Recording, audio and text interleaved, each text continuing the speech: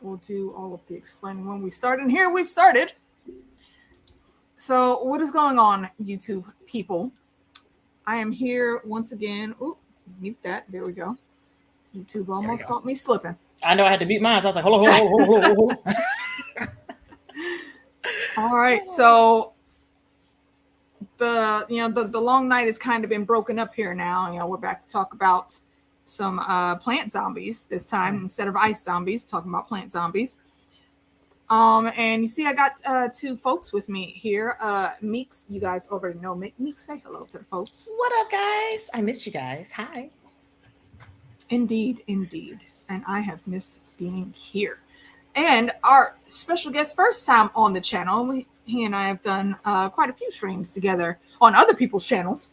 Yeah. And it's his first time being here, and I'm very happy to have him. Ian, say hello to my peoples. What's up, everybody? What's up, everybody that watches AK, man? You're on the coolest channel ever, man. This is the coolest chick on the internet. Real talk, man. I'm so glad you got me on here. And that's enough tooting your horn. Let's talk, man. I mean, like I wasn't already about to like shed tears over episode 3. You just I'm emotional and stuff in recovery right now, Ian. Come on, man. I'm supposed to be a thug in these streets. You can't be having me out here crying and showing feelings and stuff. Episode 3 will make a hard man cry for real. Like the hardest of the hard. I hear you. I just published mine. I felt so bad for everybody because they hit me with copyright at the last possible second, so I had to wait, and it still hasn't cleared yet. And I'm like, please, is it the music? It was the music at the end. But I think it's literally less than 5 seconds. I'm like, y'all, they be playing with that. They really be playing with that music. Literal 4 seconds. 4 seconds. Yeah, you got about 4 seconds to get it back. Yeah. Who's getting anything from a song when they only hear 4 seconds of it? I'm like, all right, dog. Like, y'all need to hurry and clear so I can get my money. It's so annoying. It's so annoying. All right, let me jump over to the chat here. Tawny came in. Tony, I don't think Tony is watching the show just yet. Don't be scared. Don't be scared. Don't be scared. It has some slight creepy moments, but it's really not scary like that. Not yet. It really isn't. Like, I haven't seen anything too scary. I mean, it might be 1 or 2 jump scares every now and then. Suspenseful, if you will. Yeah. There you go. That's a better word to use. But like it's more social commentary for like if this would have happened instead of like the Walking Dead shit. Yeah. Mm-hmm. Exactly. Hey, Dan McKay, always great to see you. Christian Knowles, what is up? Lady Mina was in when we watched last night. And it was very solemn watching last night. I enjoyed that episode, but we're gonna roll it back because me and Meeks haven't been on here since the start of the show, so we got to catch up now.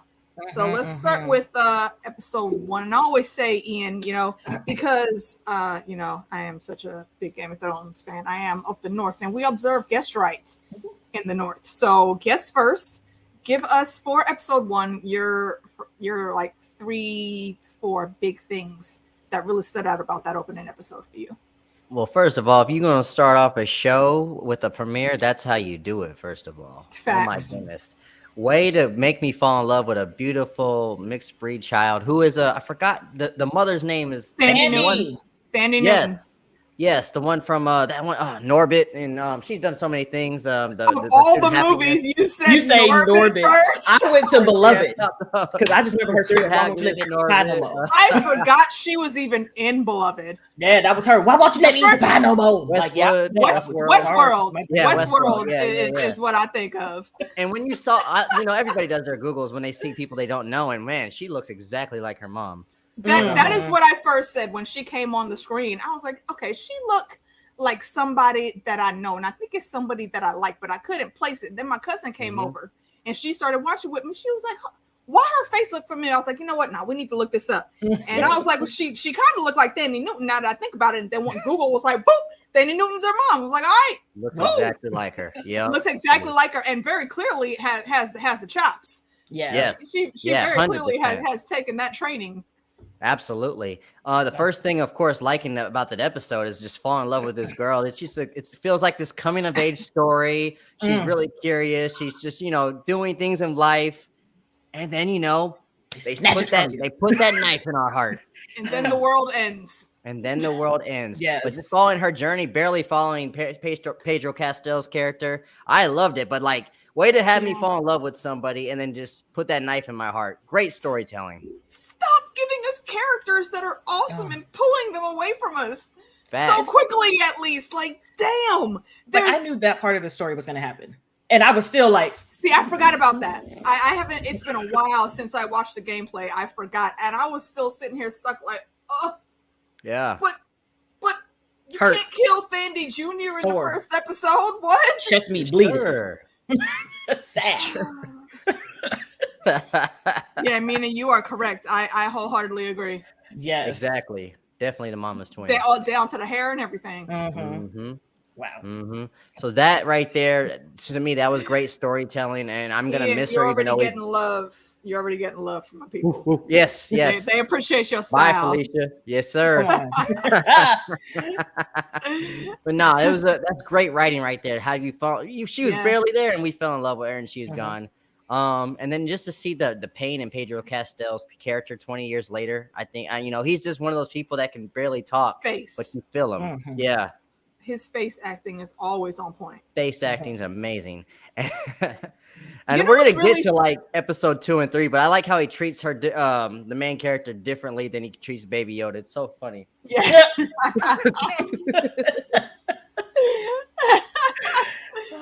Oh man, yeah. And for any of you that may not get that joke, it's because Pedro is the Mandalorian. Yep. And in Star Wars. What was I gonna say? It's like it's funny when I see Pedro in these different roles and I hear how he talks, because he surprisingly, I don't know if folks pay attention, but he is one of the hugest nerds out there. Like, that man does not sound like this cool, smooth, deep bass voice. That man does not sound like that when he's just walking around. He literally sounds like Steve Urkel. It's like Henry Cavill. You wouldn't think Henry Cavill, the way he looks, would be a nerd. He is an uber freaking nerd. Like, my guy has videos with him just building a damn computer. And what's one of his favorite pastimes? Making figurines for the damn show that he's about to star in. Yeah, Warhammer. Yeah. Like, and Carl Urban's the same way. The dude from The Boys is the same way. He's everywhere. He's in all the nerd shit. He's in there last deep. bit. Lord of the Rings. He made sure to tap everything. Sci-fi with Riddick. Had Lord of the Rings. He was now he's in with the MCU with Thor. Carl is going everywhere. What was he? He was Judge Dredd at one point in time. Star Trek. Forgot about that. Played a really good Young Bones. I liked him on there. So, I'm a doctor, damn it. So extra. Yeah, Grogu's stepdaddy. Yep. Absolutely. Yeah. So it's really cool seeing how how Pedro like falls into these characters, and he's got the dark and brooding down completely. Like, no words need to be said a whole lot. He's one of those people where you might question how they feel about a certain thing, but if you actually know them and you're really on that level, he doesn't need to say anything. You just need to look at him. Yeah, 100%. So, what was that? All you got for episode 1, Ian? What else you got for us? Well, of course, Pedro's reactions, and how he had to throw that child in there. It's just, you could tell he turned into a cold-blooded person. But as you were saying, we understand. Life has really screwed this man over, so we get where he's coming from. And and the Resistance people, I don't know exactly their names, but I'm Fireflies in that world. What was that? Fireflies, yes. If I was in that world, I'd be a Firefly. I can tell you all that already. But I love the main chick. She's a hell of a leader right there. Merle? Is that her name? Marlena, yes. Marlena. I got a crush on her, man. She is actually the only voice actor from the game that crossed over. So nice. that character that she's playing is who she voiced in the game. So I really liked that they Thanks did for dropping that fact. I didn't know that. Yeah. But yeah, from episode 1, I think that's about it. I know that they started their journey. I love the spunk of the main little girl. Sometimes she's annoying, but I think that's how she's supposed to be. Oh, yes. We'll get to that. Full kid. 120% kid. Y'all know me and Meeks and these kids, man. Yeah. Yes, but those were the standouts of episode 1. For sure. I thought it was a very good premiere, especially someone that's never played the game or even watched some of the game. Going into it blind, I was like, this is like one of the best premieres I've ever seen. Well, I guess we'll talk about episode 2 in a little bit after we hear her thoughts. But like episode 2, I wasn't as big as a fan as the first episode, but 3 might have been a masterpiece. We'll get to that later too, though. Indeed, and for everything that's in the episode, this is like a video game medium that is being brought to the screen, and it's being brought to the screen correctly. There's been so many fails before. I mean, arguably, some of those fails are just ended up just being cheesy movies that I secretly love, like Mortal Kombat. Come on, you can't. Look, that is not a fail. That is a win. You see how they did Goro was to me, that's a win. I like Mortal Kombat. Real to me. You see them arms? I like Mortal Kombat. Fun fact: I like Mortal Kombat Annihilation. Wait, not my Street Fighter movie. The first one, but look, give me Street Fighter all day. Okay, Raul Julia. Come on, playing Bison. Come on, man. Chun-Li, Ming Na with her sexy self. Oh yeah.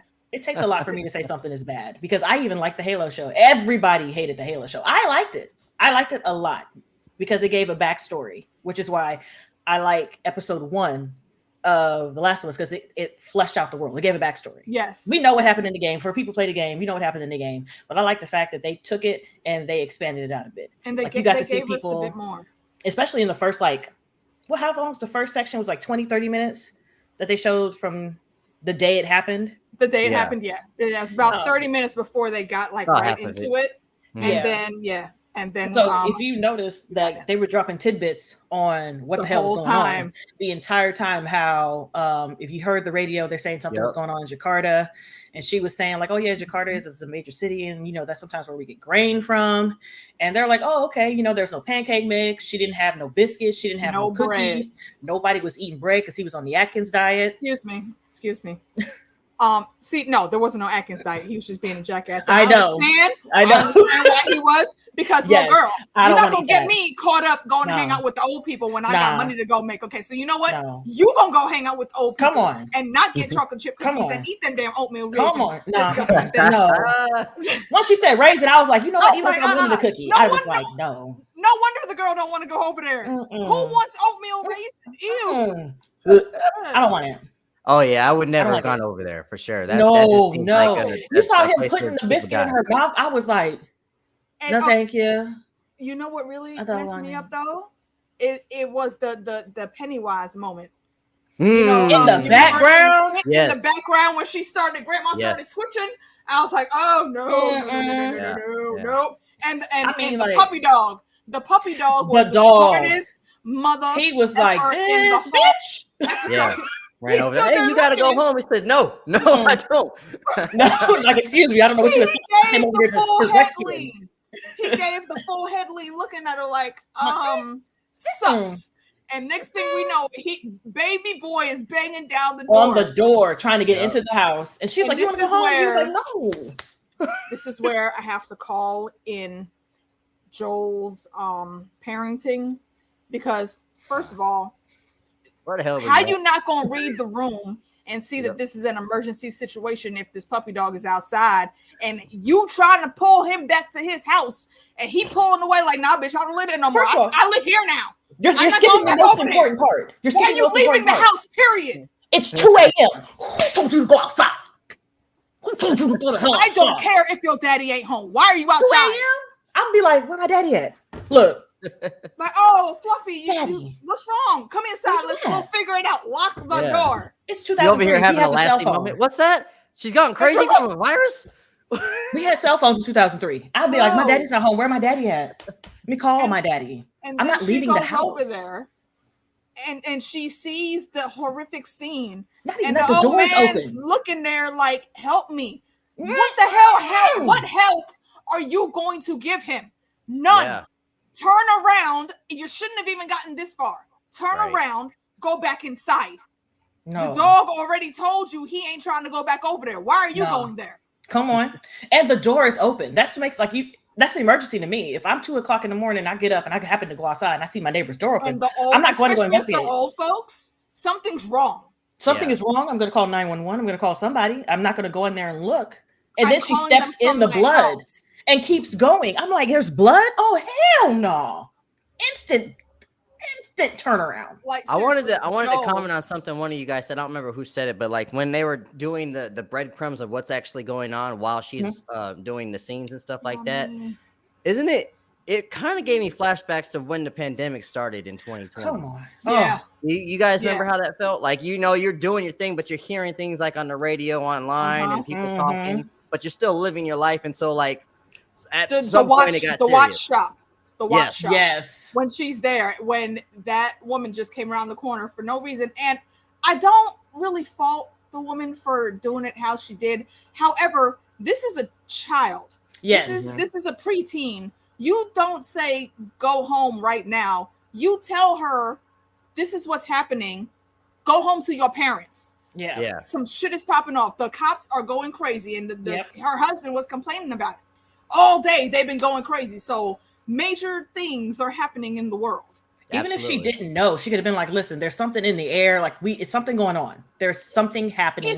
I don't know what, but you need to hurry up and get home immediately. Right. It seemed like she noticed that because she was looking around a little bit too. Like, hold on, man. Stuff is kind of sus. Yeah, your situational awareness is real low. Probably because she looked like she was in like a real calm suburbs. And she lives in, but it's still Texas. Come on. I'm like, and it's 2003, which is real close to, the 9/11. So I'm already like, we were already. I don't know that many people in Texas, but if I called my homie Lav right now and said any of this nonsense was actually going down, she was like, "Yo, I got guns on deck. Are you coming? Like, are you telling me you coming over or?" Like, no, and that's what I know for all of my people in Texas. They'll tell you, look, because the shit is legal there. You coming into somebody's house now, you get shot. That's on you. Yeah. You shouldn't have been over there. Come on. And this young lady is just walking around all willy-nilly. I'm sorry. I don't care if you live in the suburbs. You need to have some type of self-preservation. Situational awareness. Come on. Joel, and that's a fault on Joel. And for him being a military man, exactly. You being a single dad and you have a daughter, how did she not know these things? And she's a black girl. You should have been double aware. Like, hey, you can't just be walking around Texas like that at night. Black and Hispanic. Come on, I don't have time for this. Oh, yeah, you're right. Hispanic too. I forgot about that. Texas. No, thank you. Come on, bro. Negative. Not gonna play. You're right. And no, thank you. And your dad and uncle both have military training, and they didn't teach you nothing. Come on. Yeah, you slipping. That's a problem. Listen, I was hollering the entire time. People was like, well, I mean, you expect her to know everything. I was like, listen, I don't think you understand. In 2003, I was 18. I was a child. Let me tell you what I wasn't doing. We had a tornado in Dayton where we used to live. And when I mean it was bad, our parents had just left for the store and then all hell broke loose. A tree almost fell into our apartment complex. Like, we were stuck. They were stuck at the store for hours. We were stuck at home. Do you think I opened the door and went outside? Hell no. I knew the tree was there. I saw the tree and I was like, so what are we going to do? What are we going to eat? Because we can't go outside. We can't call for help because they're stuck. So what are we going to do? We had to figure that shit out. You got to figure it out. But figure it out in the house. We didn't leave it all. We were sitting there with no air, no nothing, no electricity for food. We had the meat that was cooked and brownie mix because there was nothing else we could do. They went to the store because we were all out of everything. And I was like, we're not going outside. Nope. Like, no, absolutely not. Like, I was a teenager. At the store. No, I was a teenager. You think that I was leaving the house? Absolutely not. Negatory. No. Nice. But luckily, he showed up when he did, and he bipped the boot that old lady because she deserved it. Like, yo, come on. Again, I'm calling Joel's parenting into question. How your baby girl don't know how to fight? She's a biracial young woman in Texas with a ex-military parent. Very sheltered though. Oh man! Hi, Casey. Hey, Casey. No, thank you. I see you, girl. Unsubscribed. I'm like, ma'am, I can't. I can't. Unsubscribe. Unsubscribe. I can't. Like, she was asking too many questions. I'm not asking these questions in an emergency situation. I'm just trying to be quiet because I know my parents are already stressed. And the more Next questions time I someone ask them, pisses me off, I'm gonna say unsubscribed. I say it all the time. I'd be like, listen, so this is some bull answer shit. Unsubscribed. I'm gonna say that next time McDonald's fuck my order up. Unsubscribe. Absolutely. I do it for everything. I'll be at work like somebody get on my nerves. Like, y'all is tripping with this shit. I'm not doing this. This is unsubscribed. I've unsubscribed. Get a paper and pen. Meeks is good for a lot of little sayings. Just out the blue. I do. It's a thing. One day somebody's going to put them all together for me. But I mean, and I will be here for all of that. If I have time, I might do it my damn self. I literally do have a list. Not even playing. Because I'm just like, I can't. Like, I'm going to use that at some point in time. I don't know where, but putting it away for a rainy day. Very unique, yeah. But I did enjoy that whole 30-minute section. I like the flashbacks. When we get to the other episodes, I really like the flashbacks. Tawny. I love you guys too. We have the fun. Agree with that. Yes, indeed. And see what else. I went to the little nuggets of what the hell happened, but I also like that how. Listen, I know a lot of people were sad over that kid that walked up and got yanked at the beginning. Listen, I was hollering, and let me tell you why. Because they was like, "Oh shit, that fic is red." The moment she was like, "How about we get you some fresh clothes and all the you finna kill him?" Oh, okay. He did. You know what? All the food you can eat. I wasn't mad. I didn't laugh, but I was like, you know what? That's probably the most humane way they could have done it. Yes, but I was don't lie to him about that. Terrible way to go out. Listen, it's a kid though. He's already in shock. Yeah. Somebody tell me that as a child. You gonna give me all my food, all the food I want. You do that shit in to this me, economy, I'm gonna haunt the hell out of you. You already strapped into the chair. I mean, I know. I'm like, in this world, he couldn't even get up and run anyway, even if he wanted to. So, like, y'all don't have McDonald's or a chicken sandwich. Like, you not Ellie with the chicken sandwich. Like, what is this? Like, what are you talking about? But I do like how Joel was just like, here, throw this, pow, throw him in the fire real quick. Who got a nickname? Remind me, Tawny. Okay, I'm ready for this nickname. Too, Meeks? I don't remember. It had to have been during House of the Dragon. I think I remember.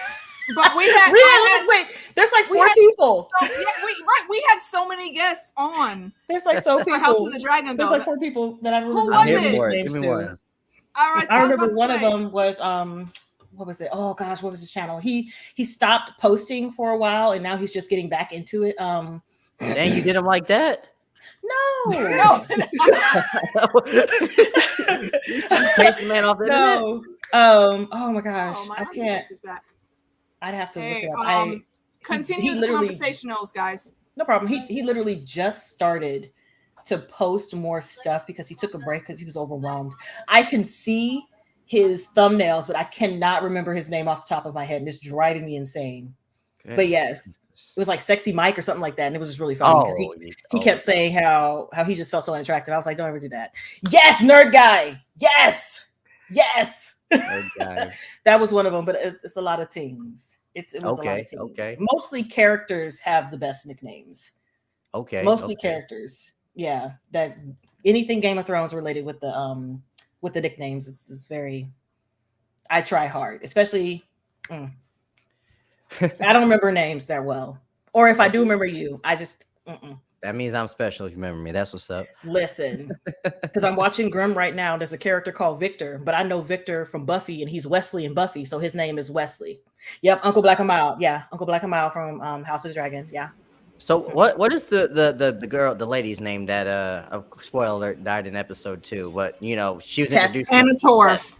Yeah, well, her character name is Tess. The actress is Anna Torv, and I'm very sad that they got her to play that part, even though I loved how she did it. I'm sad because I wanted to see more of her. Like I know her from Fringe, and if you never watched Fringe, go watch it.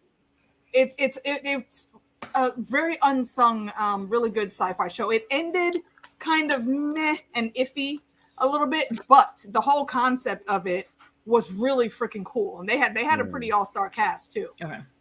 Yeah, I feel like we could have got a little bit more time with her. Like, I mean, I know she was meant to die, but like maybe one more episode with her. That's she did. I think we'll probably get a couple flashbacks of her. Oh yeah, we already got one. So yeah, you're right. It'll probably be a couple more. But the game VA did pass. Yeah, she did. Of cancer. Cancer is taking everybody out. Fuck that shit. Right. Bro, that's sad.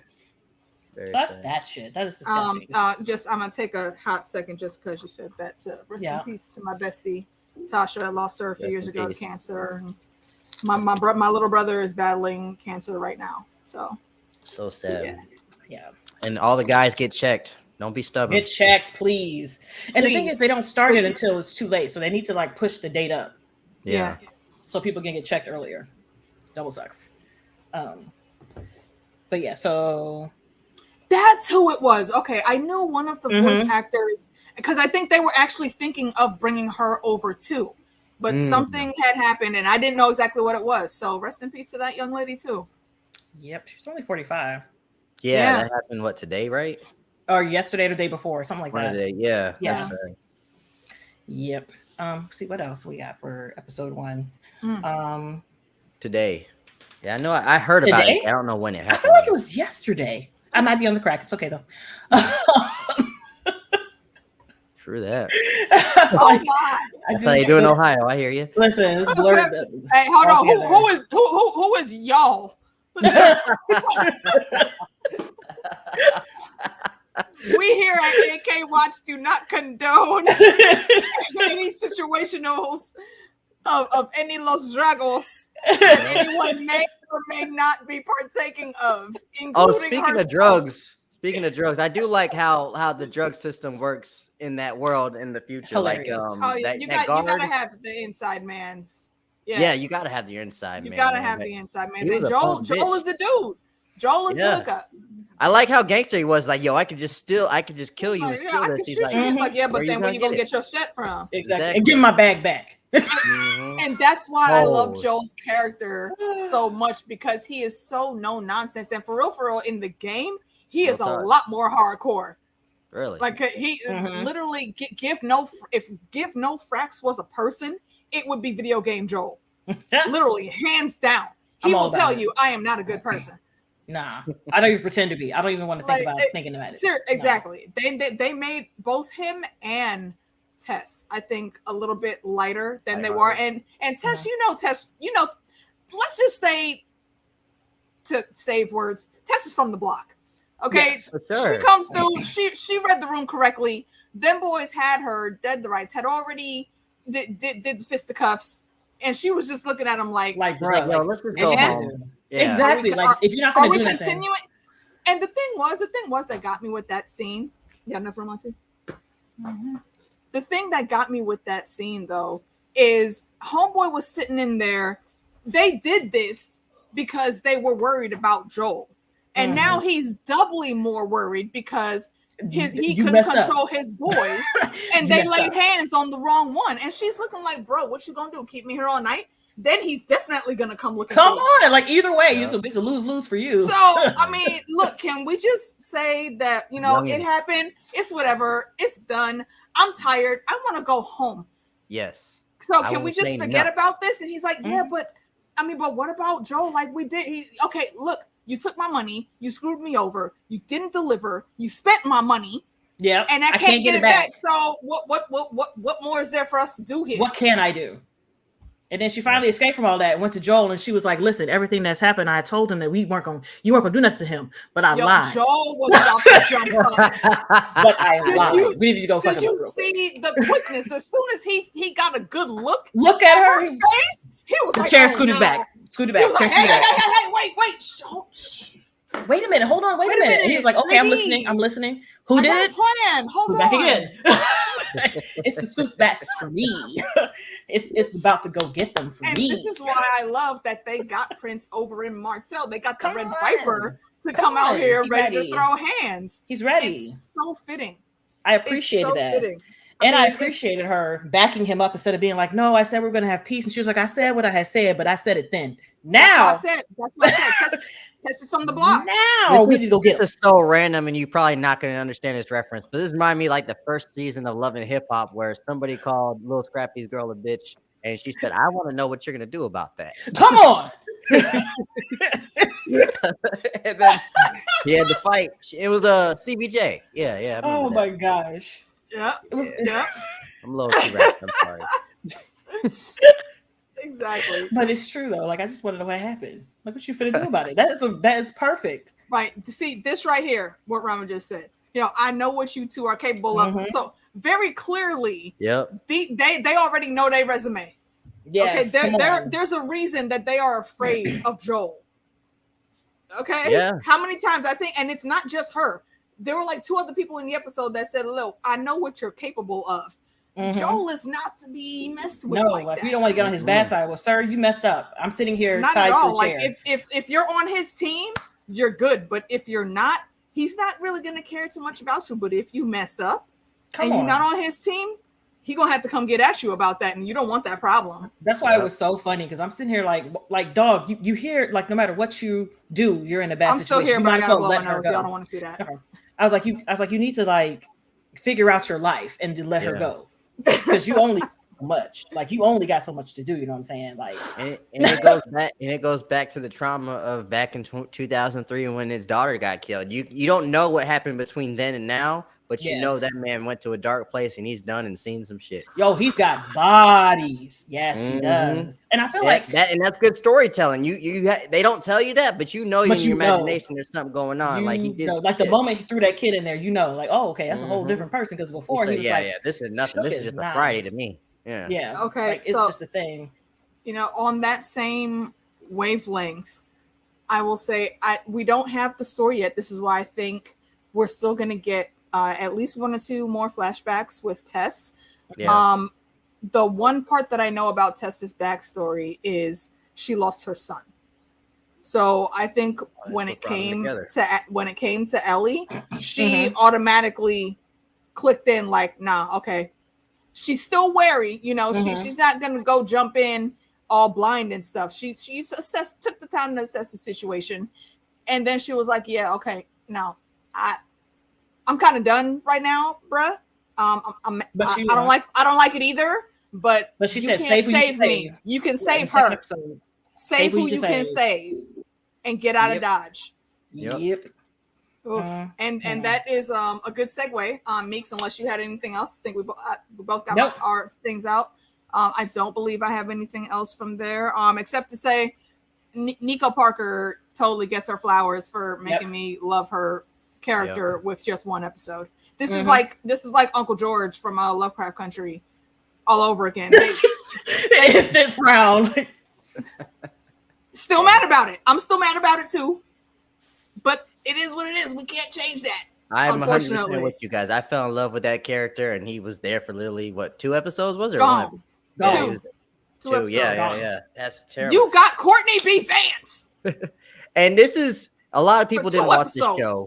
A lot of people didn't watch the show. It's called Station 11. It's on HBO Max as well. I was thinking of starting that actually just before we got on.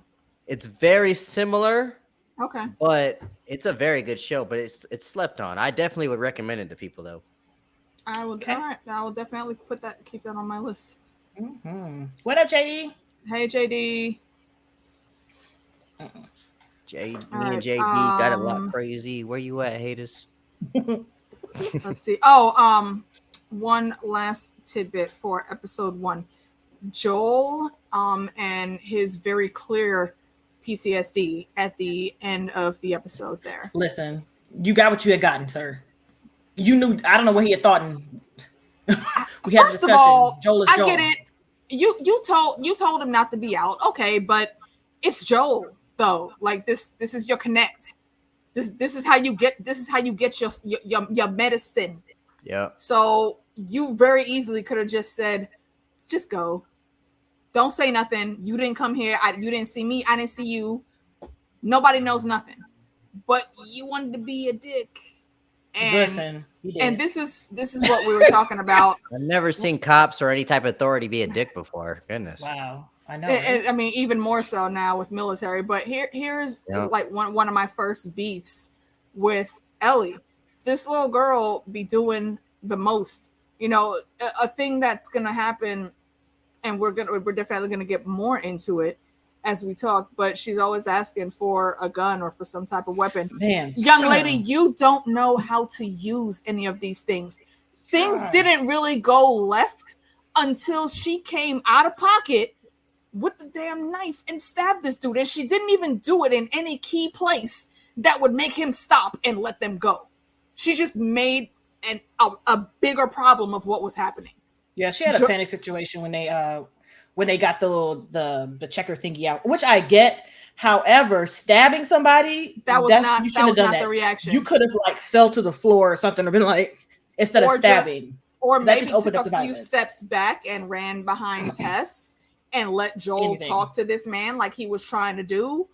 Anything, but you escalated that situation. Anything but that, but you escalated the situation, and then the freaking lights came on with the gun pointed at him. Period at the end of that sentence. Kicked in. Laid his ass out for the good one. Sent him to the king. That's where he went. He learned a lesson that day. Body. That's if he woke up the next day. We don't know. No, he did. He learned a lesson. That was the ultimate lesson. Maybe sometimes you should mind your business. Maybe sometimes you should let people walk away. Learn to walk away. The facts. Yeah. The facts. But you wanted to flex your power. Come on. You messed around and you found out. Come on. And you got smashed. Like he didn't even shoot you. He beat the shit out of you. Oh yeah. And you had a gun. A big one. Like he got a gun. It's like he didn't react. It's that part in Die Hard part 1. Yeah, that PTSD moment, man. You couldn't stop. Now I got a machine gun. Yep. Mm-hmm. Yep. Learned a lesson.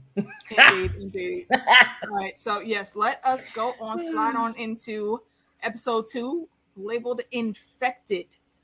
I thought the beginning of this episode, actually, also I forgot to mention the beginning of episode 1. I like the beginning of episode 1 a lot. Jonathan from The Mummy. If y'all didn't notice, yes. Dang, man, he didn't know that. I recognize him. And if you watched Peacemaker, I didn't know the other guy was the cop from Peacemaker, the crazy cop from Peacemaker. Really? If you remember. Okay, yes. I didn't notice that. I did not notice that. Yeah, wow. He was the one who had shot the cop who was like and shot him. People were like, "Oh my gosh, it was so cruel." He was that one. He was the crazy one. Oh, wow. Okay. See, folks be popping up everywhere. Yeah. So shout out to woo. It's been a while though. I really didn't notice that much time had gone by. Yeah, and it definitely shows. But I was really glad to see him, and he played that part well with how explaining it. And I'm like, wait a minute, it makes sense. Could actually happen. It's like the whole situation that happened in what's the name of that movie with Dennis Quaid? The one where he has to go to New York and get Jake Gyllenhaal playing his son. Oh, you talking about Day After Tomorrow? Yes, Day After Tomorrow. Classic. That is some climate change things that legit the science kind of checks out. Yeah. You need to beware of some of these things. I don't like it either. Because what are you gonna do in that situation? If you're just a regular random Joe and you're not a nerd that be thinking about other random nonsense like we do, what are you gonna do? Yeah.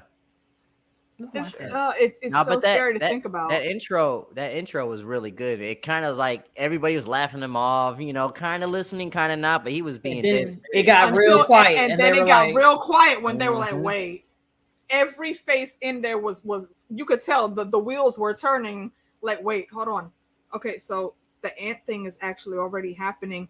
Yep. I think that was like in the 60s or 70s. So the 60s, climate change isn't really a big thing for them yet, but it still sets the wheels turning. And in our day and age, we hearing that like, wait a minute, hold on.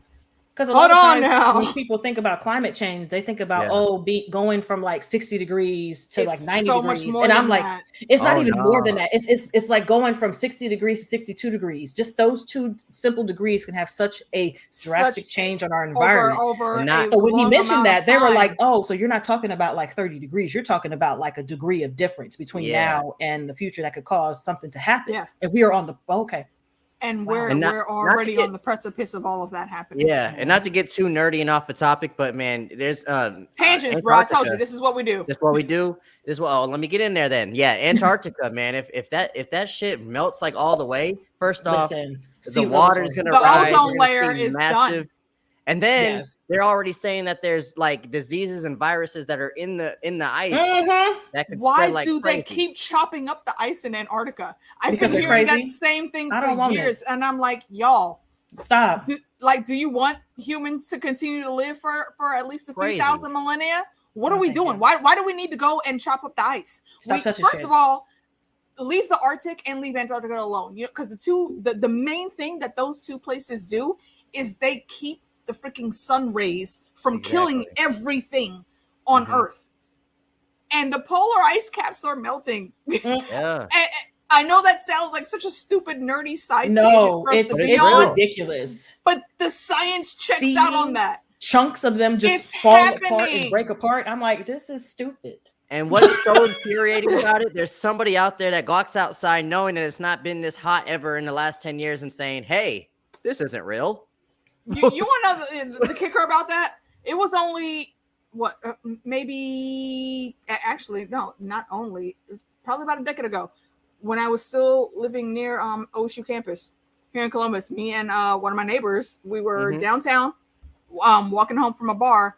It was the middle of November, and we're walking around in shorts and tank tops because it was like 75, 80 degrees outside in November. And Meeks lives in the same city I do. That shit's not normal. That's not normal. That is not normal. No. Yeah. And there's somebody that's feeling this that knows it's not normal and just like has their blinders on and says, hey, man, climate change it's a hoax.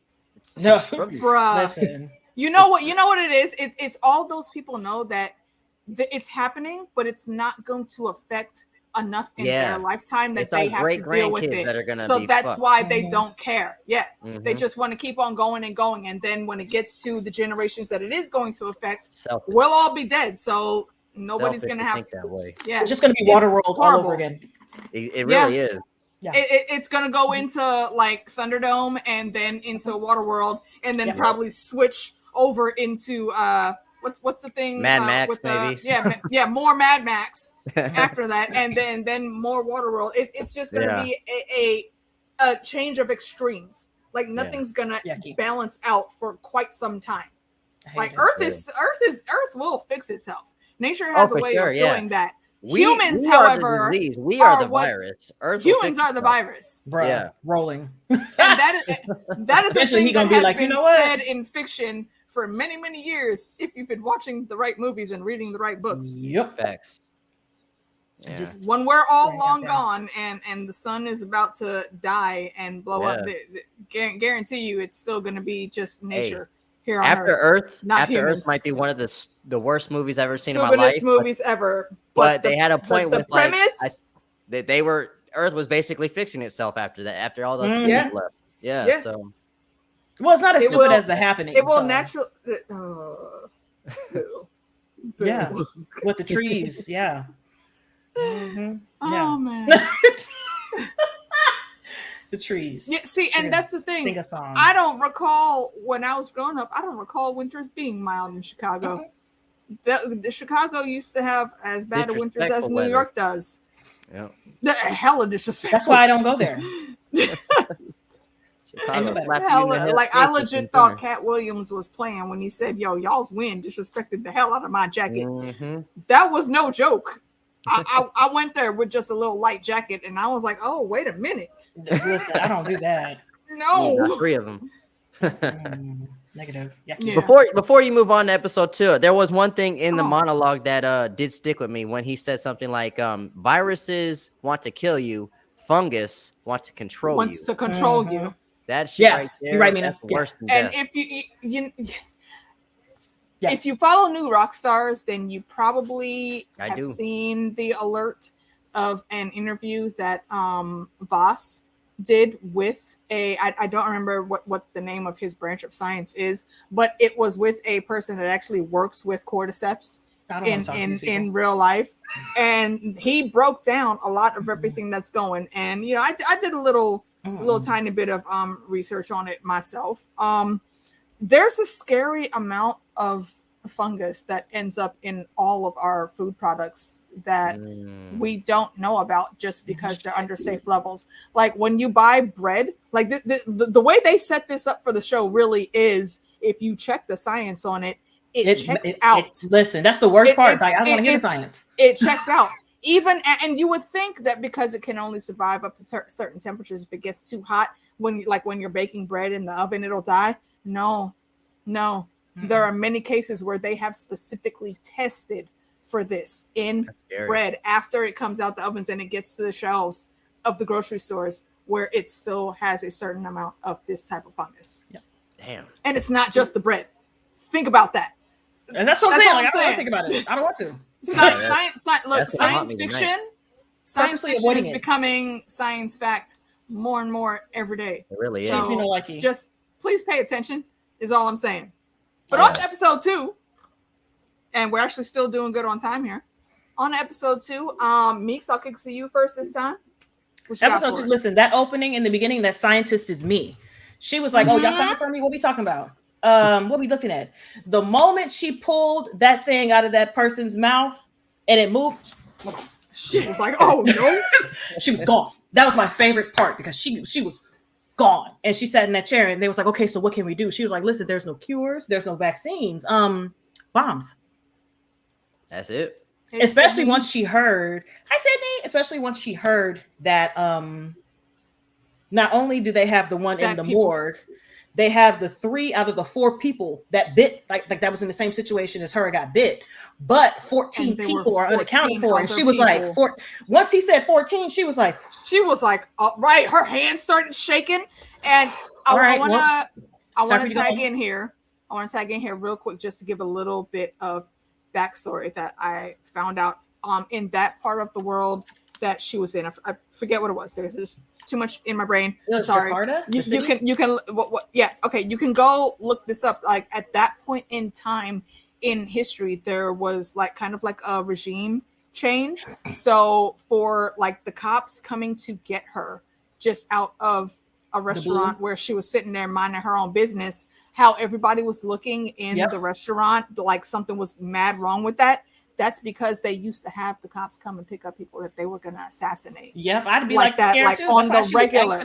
So everybody, and she was, and you could see she was trying to keep a specific decorum, and keep things cool. But if you look at the cop and how he was answering her and communicating with her, he's also trying to do the same thing. Like he's trying to make her comfortable, but he doesn't know how because he's scared out of his mind. Yeah, because he does not know what the hell is happening with these people that they've had to deal with.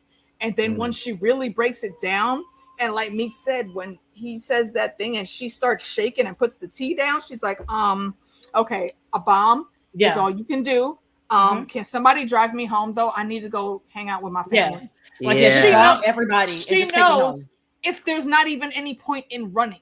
She just wants to go home and hug her kids and her grandkids and just chill there until whatever comes for them is going to get to them. And that was just 2 days before what happened. 2 days. 2 days. 2 I had to pause it and look at the date. I'm like, my goodness. Before they could even do anything, it was already a wrap.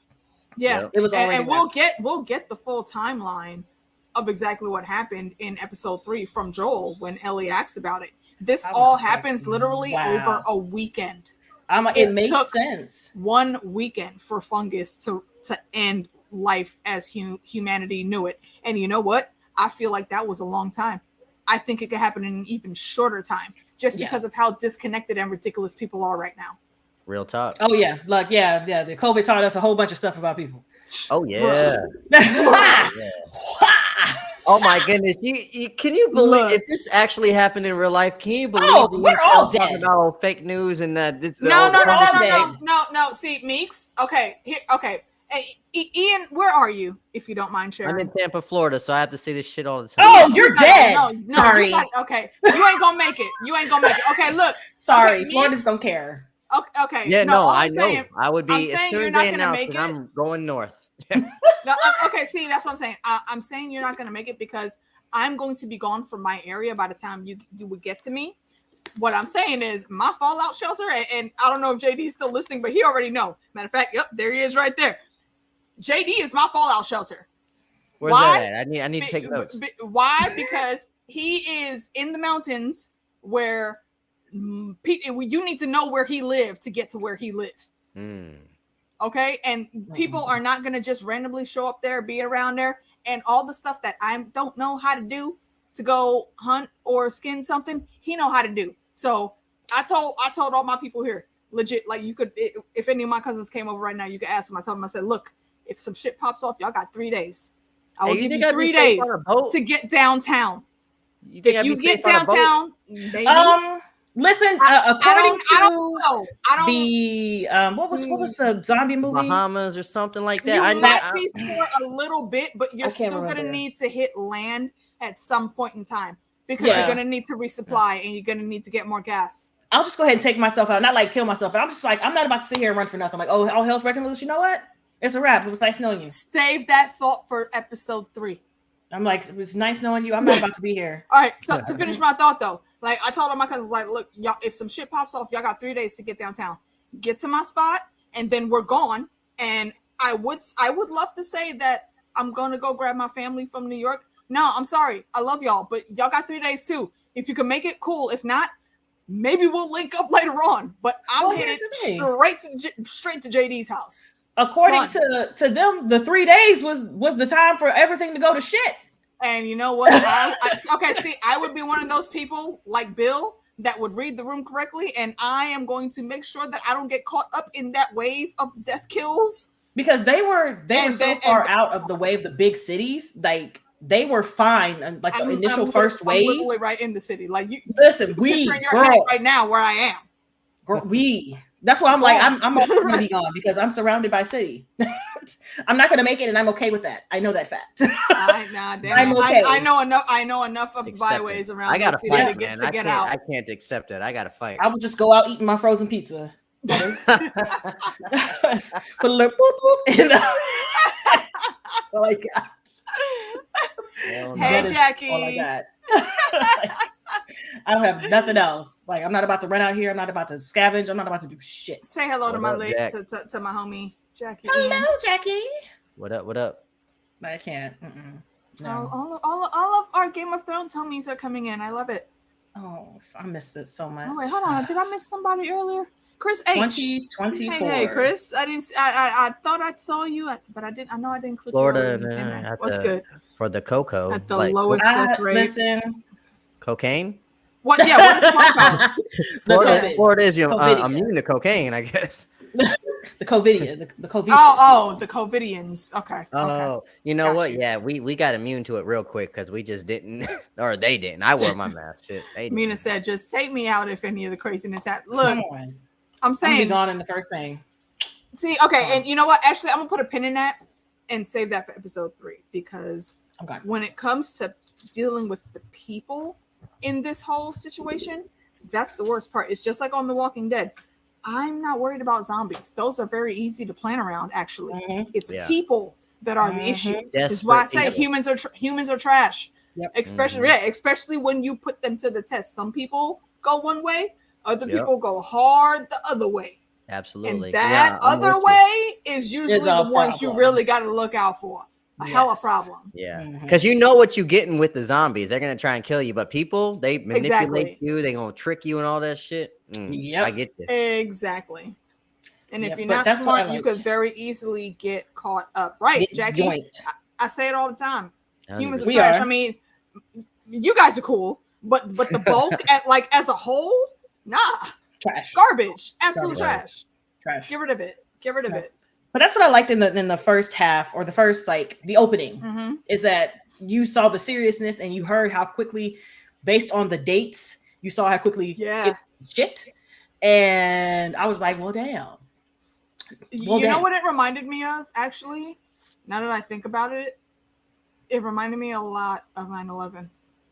Bruh, that was mess. Because when that happened, I remember exactly where I was. I was downtown working at Courtyard by Marriott, and I was in the cafe, and it was showing on the TVs down there, and I was like, wait, what the fuck? And then the first plane crash, not calling everybody, aunties, dad, cousins, nobody's picking up the phone. All phone lines, literally, they would ring and then give that busy signal. We couldn't get through to anybody. Time I left work and got home, downtown had already cleared out. They sent like literally everybody home. Flights were canceled, nothing. When I got home, all my cousin's school had let everybody out. They were all at home, and we're all sitting in front of the news. Everybody has a phone near them, just in case somebody calls to let us know something. Yeah, I was in school. That's what it reminded me of, and it was a quick, mess. Scary flashback. It was a mess. Yeah, I got an aunt that lived in she lives in Queens, but she works in the city. She was one of those people walking on the Brooklyn Bridge. It was And I've walked down that bridge. There's not a whole lot of places to run to. Yeah. Really, if you're walking on the middle of that, it's oof. Scary. Just oof. Yeah. It was just so dire. I felt so bad because everything went to shit so quickly, and then you got to see Joel, Ellie, and Tess. And here's my thing with this whole entire second episode. I couldn't tell what was CGI and what was the real set. Like, I was sitting here, I was trying my hardest. I'm like, bitch, it looks so, I can't tell. Makeup was on point. You ain't lying. Walking into the fart water. No. Yeah. Rule number two of any apocalypse, whether it's the regular zombies, whether it's ice zombies from the north beyond the wall, whether it's these plant zombies, don't go into scuzzy water. Okay, you're gonna get an infection or something. Don't do that. Don't do that. Nah. I mean, I don't go into water anyway. Zombies are not. Boop. Come on, say it. Real quick, what Sydney's saying here. I'd only want to live if my friends and family were still alive. I'd live for them, but if I lost everyone that I ever knew and cared about, I'll just hang myself. Put a pin in that until episode 3, ma'am.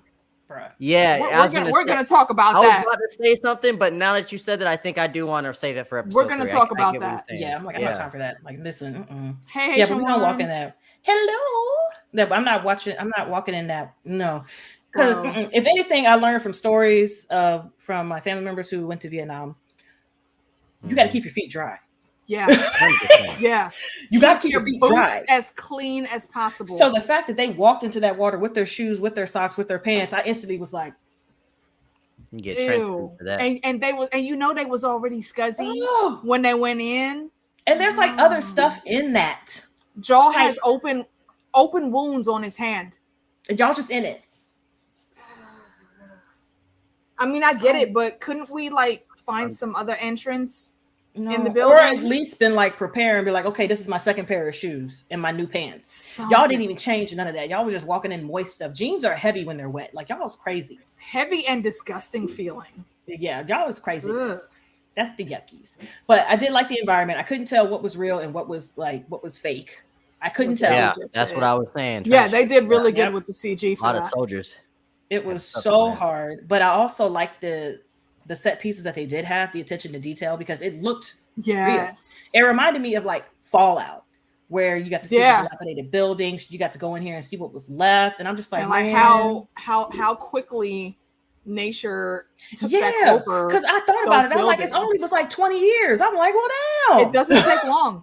It does not take long. Wow. There was a special on that. I want to say it was maybe on Animal Planet, or it was some Netflix thing that David Attenborough like what would happen if how long would it take the world or for the world for nature to take over or something. It's actually really fascinating. I know some of y'all might not be nerds on our level, but they were watch some of that nature stuff. I remember it's very interesting. I remember like the first week or month of lockdown, when actually we had the lockdown a couple weeks. They saying it was already starting to. It was. It was. Where was it? Was it India? I don't know where it was, but I do remember seeing pictures of like, wow, nature's actually starting to. And something was saying like the waterways were a lot more clear. In California, like, gone. Animals felt safe. Yep. Coming Captain out America was like, yo, I see whales in the Hudson. Like, I knew it was bad because I still had to come out in this. Like, our job refused to let my specific department work from home, so we had to go out of this 1 day a week. My allergies increased tenfold. It was so because nature was out there bad. full blast. Yes, they was out there having a blast. Like, y'all over here mating and percolating and shit. And I'm over here dying. My face was everywhere. Spores. So I knew, and that was just that was only a few months. I was like, bro, this is ridiculous. Yeah, they did. They were like, oh, y'all is gone for real, for real? Right. Yeah. And I saw a lot of the pictures and some video footage too. And I was like, oh, shit. Like, it really, like, they were just waiting for you to leave. Random, probably stupid conspiracy, but this is why I think humans are not from Earth. I really think at some point in time we were just freaking planted here for whatever reason, because there's so much shit here that could kill us. There's a movie coming out just so like that. So easily, and how quick, and again, we saw with our own eyes during the pandemic how quickly nature reverted back to what was regular. Nature was like, these dudes inside the house, y'all, let's go. I was like, oh wait, they inside the house, let's start cleaning this stuff up, sweep this up here. Now we got clear water. We can actually see. Nobody would agree to this, but I think we should shut down for at least once a week, a month. I think we should shut it down and just let nature do its thing.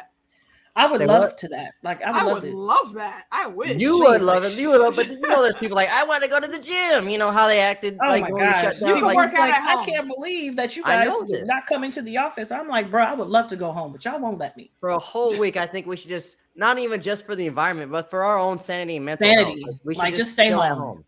For a week, we need to have a week-long siesta. I believe in 4-day work weeks. Seriously. Oh God! If you want to make them 10-hour work days, that's great. I used to work a 4 to 10. That is not bad. It was one of the best schedules I ever had. One of the best schedules. I had Saturday, Sunday, and Monday off, and I worked 10 hours the rest of the week. It's freaking beautiful. That's amazing. Beautiful. I almost wish I could go back to that, but I was at a freaking restaurant job that had me tired all the time. So no. But if I could do that with my job right now, oh yeah, I hella would. Listen, we were trying to get that happen, but since we have a rotating schedule of 3 shifts, we can't. If we had like a single, shut up, Justin, showing off. See, I can't. I don't like forest. I will be in the city minding my business. That's why I just know I'll be dead. That's okay. I'm fine with that. I'm fine with that. I'm okay with that. But what else for the second episode? Listen, the special effects. The special makeup. Oh, bro, yeah, this is where we really started to see how these plant zombies was coming out. The spores are not there like they are in the game, and I'm glad that they made the decision not to do that because it don't make no sense. I want to see y'all have these big name actors. I want to see their faces, and Pedro Pascal, Joel's character is like 60% face acting. We need to be able to look at him and not see a gas mask the whole time. So I'm really glad they switched it up the way they did. Well, for me, it didn't make any damn sense because if it was spores, then everybody already breathed it in. Like exactly, it's fucking spores. Exactly. Everybody has the capacity. Hey, Mana. It's like The Walking Dead. We're all infected. Like, yeah, everybody's got a little something in them. Let's see. JD said, "Man, go to my channel, check out the playlist." Yeah, actually, JD has vids on his channel of him just like walking around his property, going, taking the freaking I'll do that mobiles out there in the mountains, hanging out, camping with his daughter. Oh God! Give my niece a hug for me, Justin, please, and thank you. I got a Ron, what's good, my guy? Circle Bros, what's happening? I got a question for you, ladies, and this is just, and it's gonna get raunchy. I'm sorry. Have you met me? I've met you, and I know you can take it. So you know those zombies with the stuff coming out their mouth. It looks disgusting. Yeah. Would you let somebody? No. Nah. First of all, I can just tell that feels gross. Nah. Negative. Not at all. Not at all. No. You know what? You know what? I'm gonna give a slight small segue because we're not done with episode 2 yet, but a slight small segue into episode 3. When the real epic part of the meet cute happened, homie was like, "Yo, go take a shower though." Come on. Ah, that was funny. I love that. I love that. It was funny. I chuckled too, but that's real talk. I thought about that, and I was like, "You trying to tell me that people out here just stinking? You smell like outside. Not even outside. Your inside smell like outside. I just came out the shower. I need you to go be on that level of clean too, please. And they had hot water too. She was really hyping it up. Son, I'm saying. I'm like, I could just imagine the smells from the crevices and creases and cracks. Like, I just yeah. No. Yeah, no, I don't look. See, Ron, you already know. I'm only gonna bring people on here that's gonna be able to joke with us the way I'll be joking with us. Come on now. Oh my god, and the stickiness. No gracias. No gracias. Exactly, Mara. Come on. I didn't really like episode 2. I didn't really like. Keep going down to the next one. Hit the next one. Yeah, y'all stay. I didn't really like episode 2 as much as 1 and 3, but it was all right.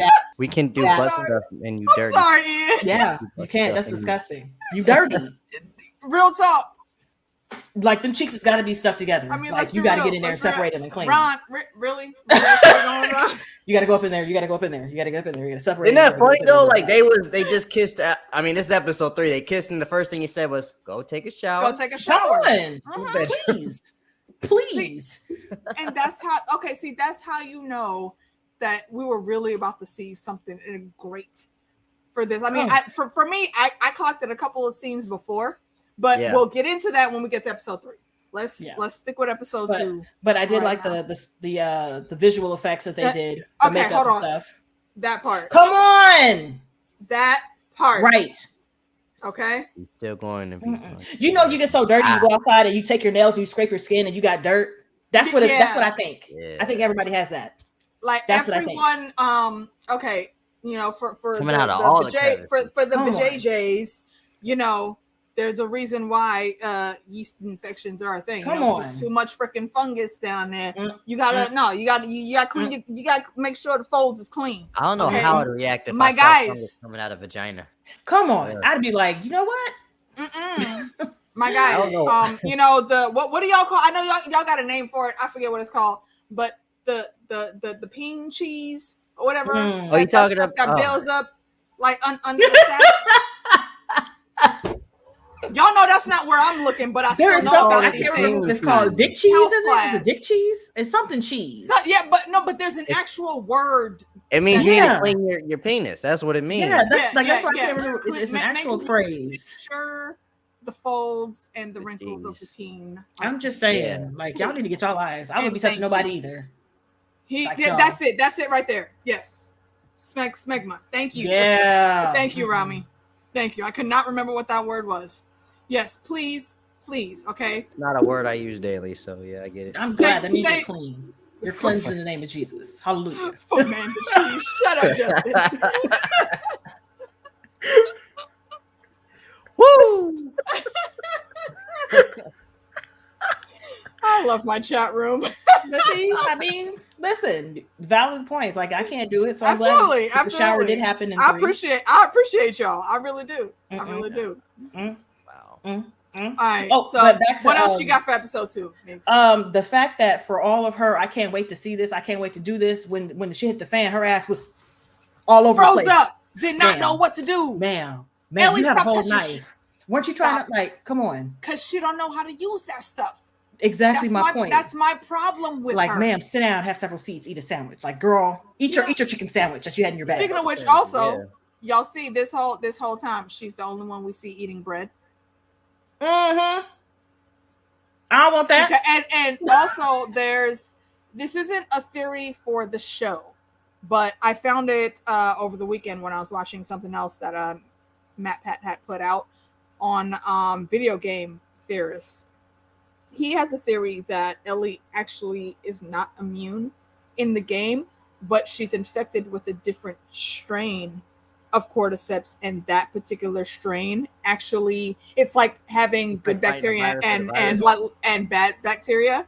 Yeah, it's the strain that she has keeps other strains from actually infecting her, so that's why she's not turning sense. Like everyone else is. Well, and I think it's valid, because if you look at her bite, it's like a bite, and then it's like you see it start to spread, and then it stops. And then it stops. It doesn't go any further. Like, and that's the good cordyceps, the good bacteria, in her blood coming through and fighting off the bad stuff that's making everybody else turn. So while I'm watching the episodes again today, and I remembered that theory, I was like, okay, Matt Pat. Okay, I see you, bro. Smutching on that bread because they didn't ask about the bread. They're like, "Oh, you're not eating the sandwich." They're like, "Girl, you got chicken?" Right. About that bread. Right.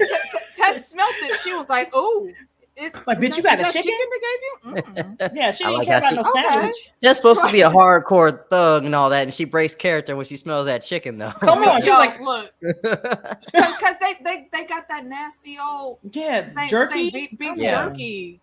And the chicken probably smelled good, and it looked like it was on some fresh bread too. With some back good to those lettuce. Popeye days. Come on, man. Listen, in that day and age, I'm not eating. I love bread, but I'm not eating no bread ever. In that world, I can skip it if need be. Yeah, ever in that world. Like I don't need carbs that bad. Nope. I don't need you. I don't need that. But what else in episode 2? Oh yeah, besides listen. I knew she was gonna be gone, but I didn't expect them to get rid of Tess that quickly. I was hoping another full episode of her because I really like that character. I love his deep dive, Jackie. Yeah. Matt Pat goes in. That's why I follow like all 3 of his channels. I think he has like 5 channels, but I follow 3 of them for the theories. Yeah, he usually goes in and does the proper research to form his theories, so I'm here for that. Yeah, for sure. He wrong a lot, but like sometimes I'm like, man, I wish he was right. Yeah, he's because the storylines and the plot points that he comes up with, it makes good sense. Like somebody needs to hire this dude to start writing screenplays for movies or something. Hey, it's my beautiful wife, Toddy. I just want Hi, Toddy. How you doing, now? Nice to meet you. What was it? What else? Oh yeah. Oh, the fact that they did the same thing with Sarah with Tess. We only had her for like an episode, and we were just like, "Is she really gone? Like, is that it?" We love this character, and we've had her on the screen for less than an episode. Like seriously, well, 2 episodes technically because she was the first one. But I'm like, the way that they're able to make you fall in love with the character, in such a short amount of time. Me too. And they did it so well. What was her original death? Because, like I said, I didn't play the game. I don't remember from the gameplay. Her original death. I think it was. They went in with, like, during the mission, though, wasn't it? Instead of having zombies or not, what do you call them? Not zombies. Instead of having, I see what you did there, Mina. That Fedra came in and shot up the place. And she was infected from the place before, but Fedra came in and shot up the place instead of having her kill herself with the infected in the area. So, I can see why they changed it, because why it would be redundant to do it twice. Yeah, in the show. Yeah, that's a change I like. Absolutely. And they gave her enough time to like set stuff up. It gave her time. So why is she getting all love in the chat there, Ian? I know, man. Hey, back off now. That's my wife now. We can't share. The oven. What? Did you really just say we can't share? What? We can't share. No, man. We just got married. Give us a couple years, then we can share. I'm telling you, said that. I don't know how I'm gonna reach her, but I'm gonna figure out a way. Yeah, and so in the game, she you didn't get to see what happened on the inside because you're playing Joel and he's they're he's with Ellie going outside. Is them running while she stays behind and she dies. But in this one, you get to see it. Okay, and I like it better. I like it's like a sacrifice. Yeah. So let's see, and these are the chuckles that we've been having. Somebody said he missed his chance. See, look, see. Sorry, Rami. Yeah, so that was the difference, and I do like that. Yeah, but I'm gonna need more flashbacks with her. Really I like the actress. Like I said, I can understand because that happened to his daughter, so it's kind of redundant to do it again. So you got to, because then he's like, oh my goodness, every time I go out, a guard's gonna kill my wife. Exactly, Fedra's coming. Somebody with a gun. But it pays off. It pays off in the next episode in such a beautiful way, though. Best episode, one of the best. Yes, and John Campion said this today, and I actually agree with him. Episode 3 is one of the best TV I've seen in the last 5 years. Facts. Real shit. I totally agree with you on that, bro. I was a mess. Totally agree. Yes. I was escorting Slitherling. Okay, but before we get into that, because I think that's probably all of our favorite episodes. Ian, do you have anything else to put in for episode 2? Episode 2, I did like I think I agree with her, like the visual effects, especially like not knowing what was real and what wasn't. I think that was great. Other than that, though, it was probably my least favorite out of the 3. When I say least favorite, doesn't mean I didn't like it, but like episode 1 was a bang, episode 3 was a masterpiece, episode 2 by default was probably my least favorite. But kind of the transition. I did like how she went out like a G, you know. Yeah, she just the bad guy and just blew herself up. I just wish they would have taken the shit. Like, there's too many. Y'all couldn't loot. I was like, empty her pack, get her bag.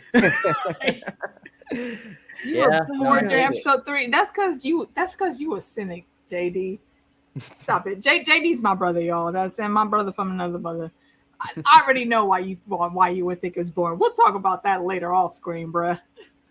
Uh-oh. No, it ain't nothing bad. It ain't nothing bad. It's just basically me poking fun at him. He know what I'm talking about. But that's really it. That's all the memorable moments. So just her going out like that and her throwing the grenades on the ground. My butt clenched as soon as she threw the grenades on the ground. I was like, "What are you doing?" It's crazy. Yeah. I mean, there was no other way out. There was nothing else left for her, and that's the best out that she could go. You know, like I said, Tessa's from the block. She's a fighter. She really is. And she wanted to go out. Yeah, she only had 15 minutes. Because they said from 5 to 15 minutes when you get bit anywhere from the shoulder up. Yep. So she was like, "Nah, I'm done. Save who you can. You can save Ellie. You can't save me. Get her out of here. Get on out of here." Yep. And also that little bit, the whole thing before that she was saying, you know, like, "Lil, I've never asked you for anything. Not to do this, not to do that, but very specifically, not even to feel the way I felt." And we see a little more insight into Joel than he let Tess see. So we know he felt the exact same thing that she did. He just could never fully admit that and show it fully. Yeah. Because he was still in his grief about losing his daughter and low-key losing his brother. And that's also going to come into play a little bit in episode 3, and I'll touch back on it once we actually get to that part near the end. And I'm gonna need a flashback to see how him and Tess met, and you know how they. You know, I would love that. I would love that too. Yeah. Yeah, because they were together for a while. We'll get it, yeah, exactly, Mina. That was bae. Yeah. Absolutely. Mm-hmm. Oh.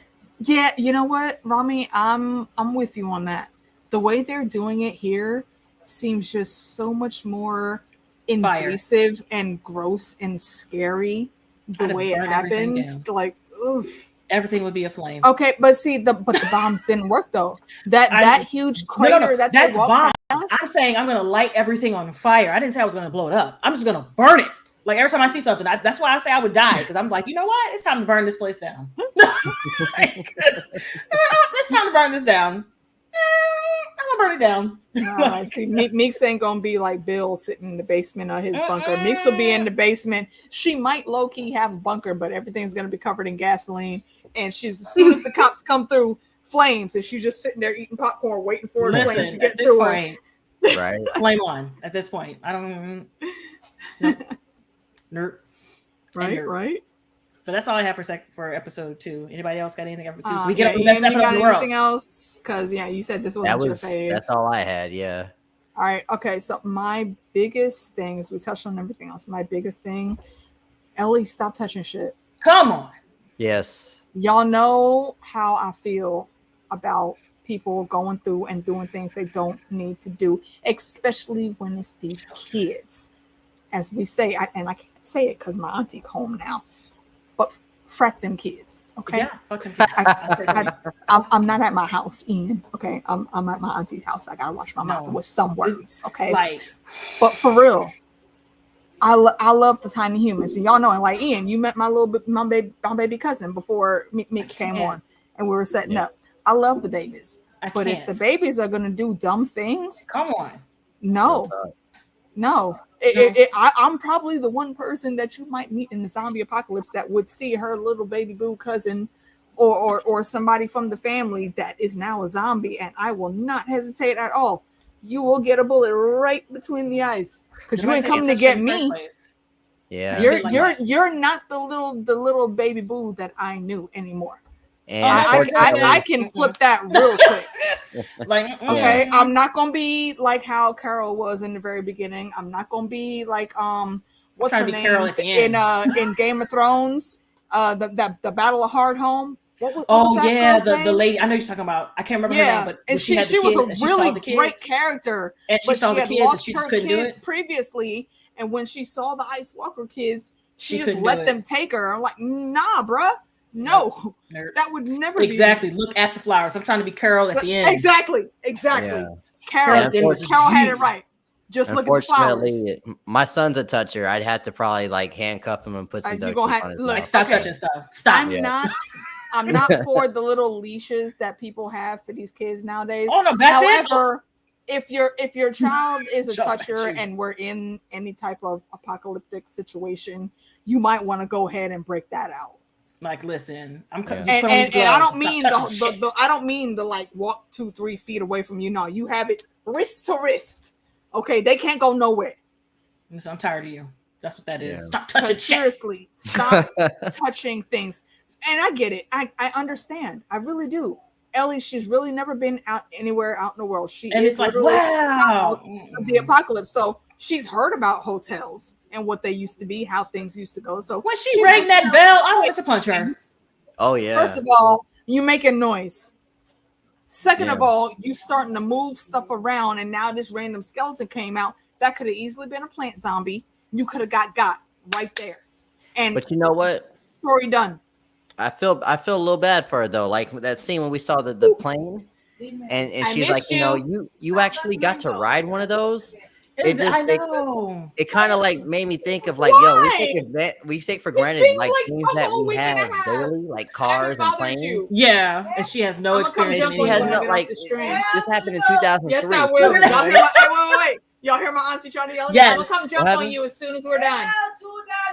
The shenanigans have returned. The shenanigans that y'all love, auntie. I will shut the door. Never lock up the door, people. And lock her out. Whoa.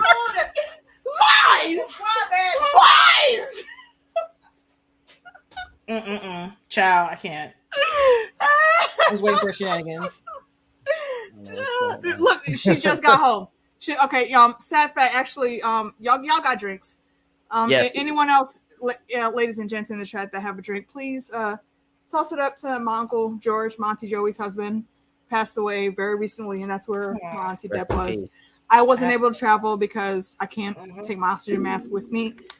I don't have a tank big enough that I would be able to travel with, so I wasn't able to go to the funeral. So, but she's home now, and I haven't bothered her in like a week and a half. So, there's the shenanigans have been lacking on my streams, is what I'm saying. And now she's back, so we have shenanigans again. Here's the uncle. But you're right about her being amazed by the cars and the planes. Right, and I totally get everyday that. Thing she's but just baby girl, this is just like what I'm sorry. What was I don't remember what Nico's character's name was. Was it Sarah? Sarah. So okay. I don't understand why they both have this fascination with seeing things and then just question. No, you were told to do a thing. That means you go do that thing. See, I don't know. Maybe this is the difference. I get what you're saying, but I understand her point of view. Like this is she's never been out. Like, remember when she said she's never been in the woods before? Yeah. Like she's really been sheltered her whole life. Like, and I understand that. And she's got space and opportunity. So I understand that, but you also know that this is a very dangerous I get situation. And she was like, every time I thought like, no, ma'am. Every time that she goes out messing around like that and something happens, the camera pans back to her and she's like, oh, I'm sorry. No. This is I'm gonna call back to Cat Williams here, okay? Don't be sorry, bitch, be careful. Come on. Come on. Don't be sorry. Classic. Be careful. Literally, like when she ran ahead because he was like, "There's something I don't want you to see," and then she ran ahead and she was like, "Oh, well, what happened?" He was like, "I was trying to prevent you from seeing all this." Oh, you talking about the skeletons in the ditch? Yeah, because then he had to explain it. He just didn't want to explain it to her. No, exactly. He explained it, and then we saw that flashback. We didn't even see what happened, but we know what happened. But we know what happened. That still hit me. Yeah, it was still trash. You know what? And it may be cliche, but I was mad because when they showed that green pattern dress, little girl, we saw it was a black lady that was wearing that dress. Of course. Yep. Like word. That's where we have to go for real. Mm-hmm. I mean, and what we saw was, that was Bill's neighborhood. Yep. Where they were very close to where their destination was at that point in time. And they didn't even have the virus or disease or whatever they call it. And they didn't even get that far away. So so you came to pick them up knowing you didn't have room. Why even waste the gas and go all the way out there? That's just people are trash. Like everybody in the chat was saying earlier. People are fucking trash. That's just so absurd. And but I'm thinking of the U.S. government, and that is exactly what would happen. That's how they would handle it. That is why I would not that's why I know I would literally go rogue. And like I said, I'm gunning for JD's house.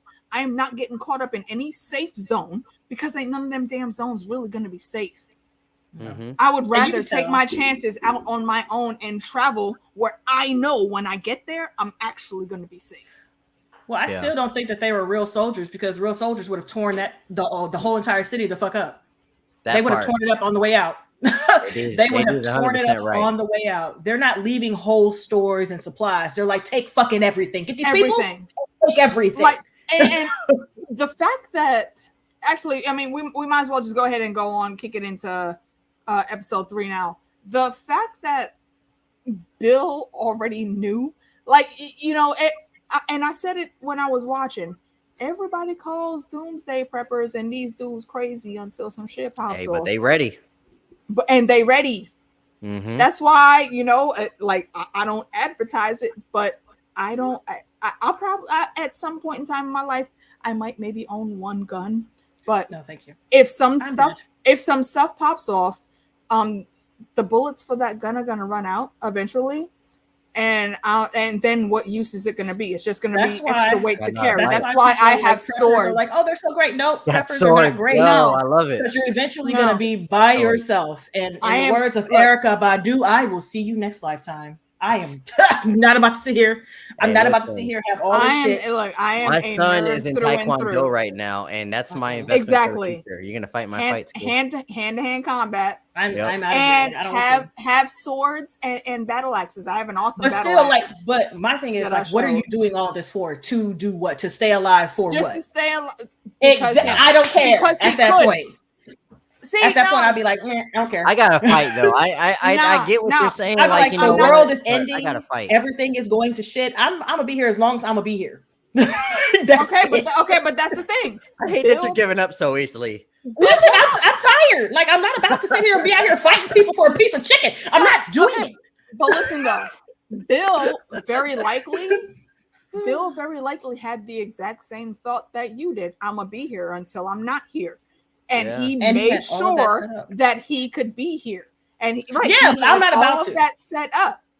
And that's what so he could be there. So good. Yeah, he had all of that, and he was just sitting there by himself in all of that's my point. But he was fine with that. He was fine with that. Was he? You know what? He was fine with that. Frank wouldn't have come in. Okay, no, see, here's the thing. He wouldn't have let Frank in if he was really fine with it. Okay, see, and that's what I was getting to. And this is the thing that we have talked about when we've talked about different movies and stuff.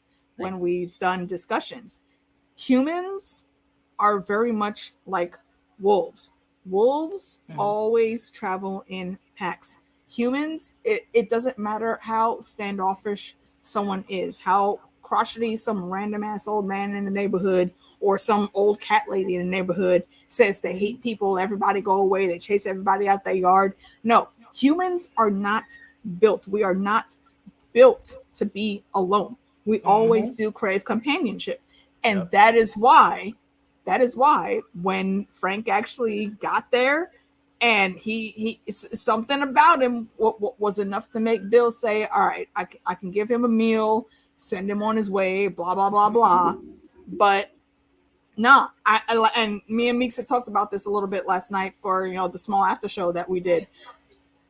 When that happened and he came in, first of all, homie's got running water. Come on, yeah. So he was living like, good. yo, can I get like an extra 5 minutes? Actually, can I get maybe 10 minutes? And Bill's like, all right, the cool. way I would have spread everything and let the water just hit. Like the water would have had. I would have stood there for an hour. I would have bent over in the shower like. I like how nice he was. Like, can I get 5 more minutes? Right, like 5 more minutes, like maybe 10 more minutes, please. Listen, and you got to think about it.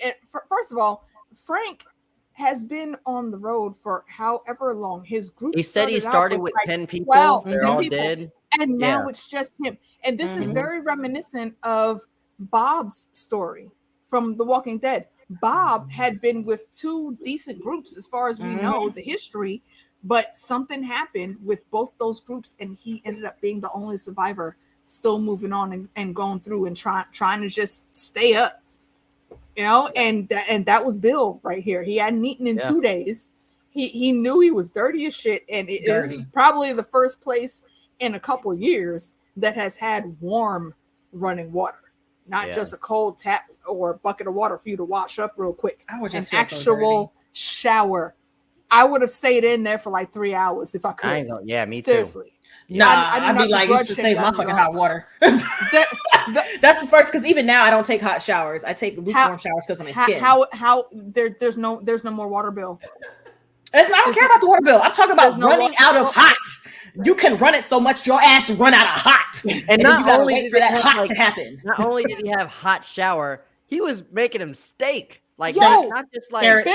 Look. I'm telling you, when he said, "All right, fine," he's bringing him in for dinner.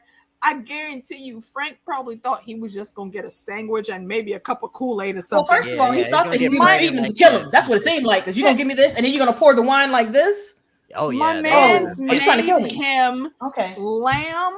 A very good looking, marinated. I think it was rabbit. No, I think it was actually rabbit. It was rabbit. You're right. You're right. Made him rabbit, carrots, and like potatoes, so kind of like greens or just something. Like green. There was something green on like they were in the apocalypse. Like this was fine dining. Yes, that's why I was like, I'm gonna die. And this and the whole time. I knew ahead of time what the deal with Bill and Frank was, but I didn't know how they were going to write that into the script. And they made sure to have Bill do this perfectly. Not only did he set the plate setting great, how everything was on the plate looked like it was very professionally done, but when he puts the plate down, he turns it just slightly so like the best view of that food is hitting Frank. And then he comes out with the wine bottle. Y'all know that divot in the bottom of the wine bottle? I've never seen anyone use that damn divot. And my boy comes out with the boop. And he's like, I hate that. It's so weird to me. I'm like, I don't like doing it. I feel like I wrote the line down. That Salt Bay, line right there. That's all he was missing. I wrote the line down, and the line that Frank says is a man that knows to pair a rabbit with what was it? Don't ask me to pronounce it. Beaujolais or Beaujolais, something like that. Something like that. I don't know exactly how to pronounce it, but it what I found out, it's only like a $10-$15 bottle of wine. But the fact that is that little thing right there, that's what clued Frank in. And that's what clued me in food too. Pairing. I was like, to know the wine and food pairing, I said, there it is. Yep. And every moment between those two since then was freaking perfect. Honestly, for real, Frank already had me when he came back with the hit when it came to Arby's. Well, Bill was like, if I bring you in here, when you leave, you gonna tell every little riff raff about what food I gave you, and then they gonna come through. We don't do free meals. This ain't Arby's. Arby's was a restaurant though. They didn't give free meals. That is, look, I don't know if you know gay boys like I know gay boys, but that is absolutely some smart lick shit that one of my gay boy male friends would say. Right, just off the rip, clap back. Like, but that's not the thing that was... and he's not wrong. He's not wrong. First of all, I don't eat Arby's. He's not wrong. It looked like shredded black skin. Like I don't want that. That's like I don't but want it. he brought that exquisite. I've never had lamb chops or any I don't fuck a rabbit. Of any of a Rabbit, rabbit like or any of that. I don't like the texture of. I don't like the texture. I'm of saying though, meats, so I would have fucked it up. Don't get me wrong. I would have tasted everything on that plate. Don't get me wrong. If I was in that situation, I would have fucked that rabbit. You'll eat a delicious. chicken. Absolutely, I would have fucked it sideways. See, and Bill was right. Bill was right. You know, well, if you hadn't eaten in 2 days, anything looks good. And Frank was like, no. I get what you're saying, but the presentation. I understand. However, what you gave me right here, this ain't just a meal, my guy. I'm seeing you. You don't think I'm seeing you, but I'm seeing come on. What was Cat Williams too? That's what's funny. Listen, I'm saying, and my wife just said this shit right here, nigga, and I was like, exactly. Cat See, Williams. we're connecting on that wavelength. Exactly. I see you, wifey. Thank you for that 5-star Michelin. He had that 5-star Michelin fine dining experience, and he was like, "We're going to fucking apocalypse." Okay, see, and Mara saying lamb apparently is the bomb. It's on my lamb list. Lamb is the bomb, though. I haven't had the opportunity to try it yet. I don't like fatty get you some lamb. That's my thing. Get you some oxtail. No, I don't like that either. It's fatty. When I tell y'all, like, I know about. I'm very, very picky about meats. The only steak I eat is a fillet, and if I cut into that fillet and I see a string of fat, I get pissed because that's really though. Yes, I don't like the texture. I don't like the chewy gumminess of it. It's a texture thing. You better cut that off and eat it. No, I shouldn't have to because fillets are expensive, my guy. You should already done it for me. Lamb should be chewy though. If it's cooked the right way. Now, if it's cooked the right way, then the fat that is on your steak, it'll basically end up like bacon fat. Like when you eat bacon, those fatty bits, they're crispy. They kind of they almost melt in your mouth. See, that's how it should be with your steak too. They're not though. Like sometimes I'll get a fillet and it'll have a giant like fat tendril in the center, and I was like, "This is did you put this fillet together yourself? Is that what happened? You took 2 pieces and you put them together, and it's like a fat string. I can't play with that. Like it's a chunk of fat. And I can't do it. Fun fact: sometimes they do that. Depending on where you get your steak from, they will use meat glue to put like parts together. Yeah, I didn't know that was a thing. Yeah, that's why. Google that, bro.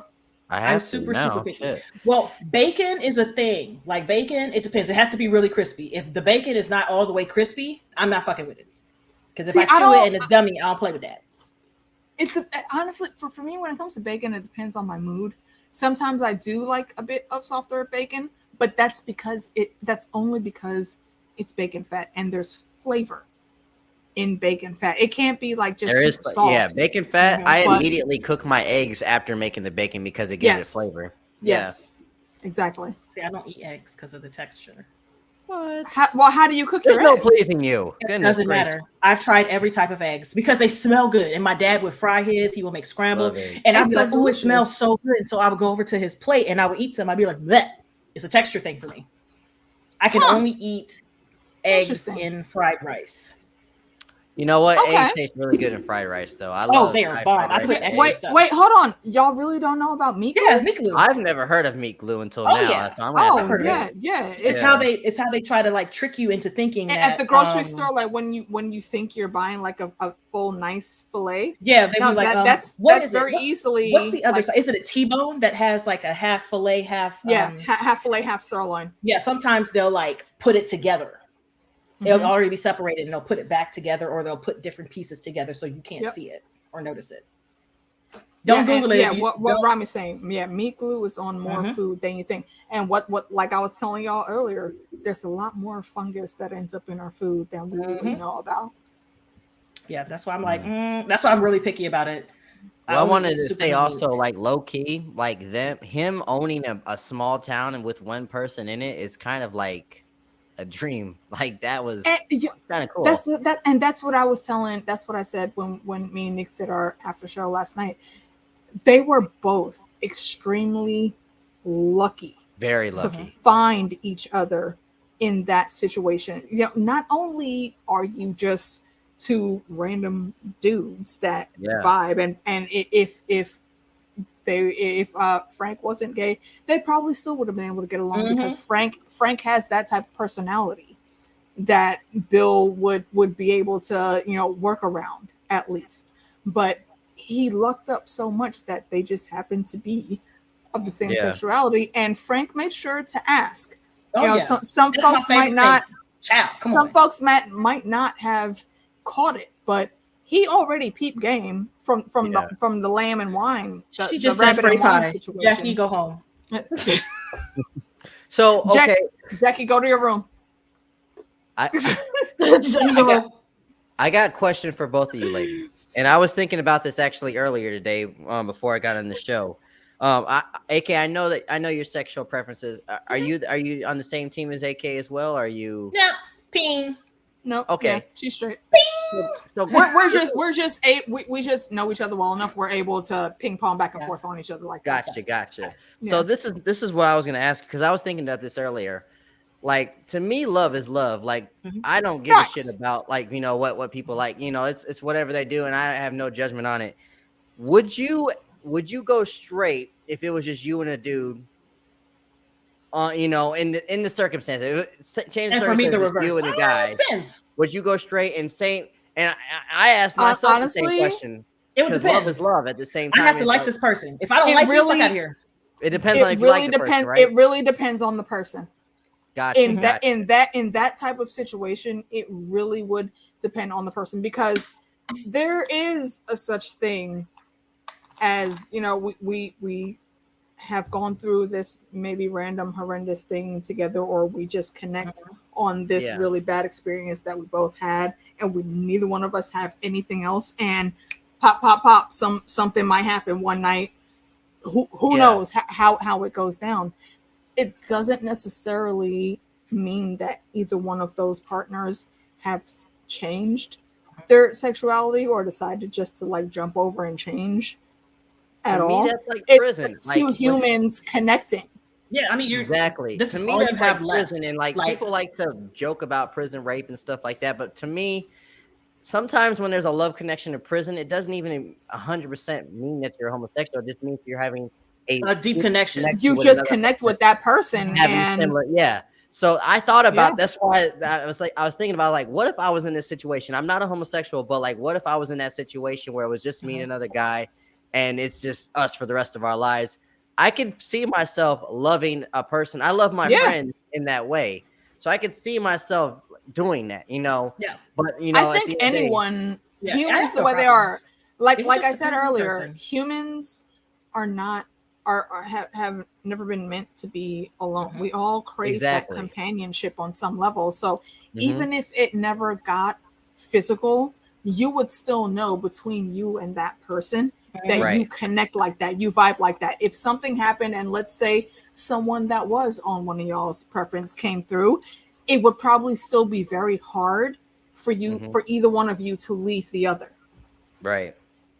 I'm saying, so it's not. At this point in this type of situation, I don't think it's down to just sexuality. I think it's really just love. Down to humans needing to be with each other, and those two humans connected there in that moment at the right moment.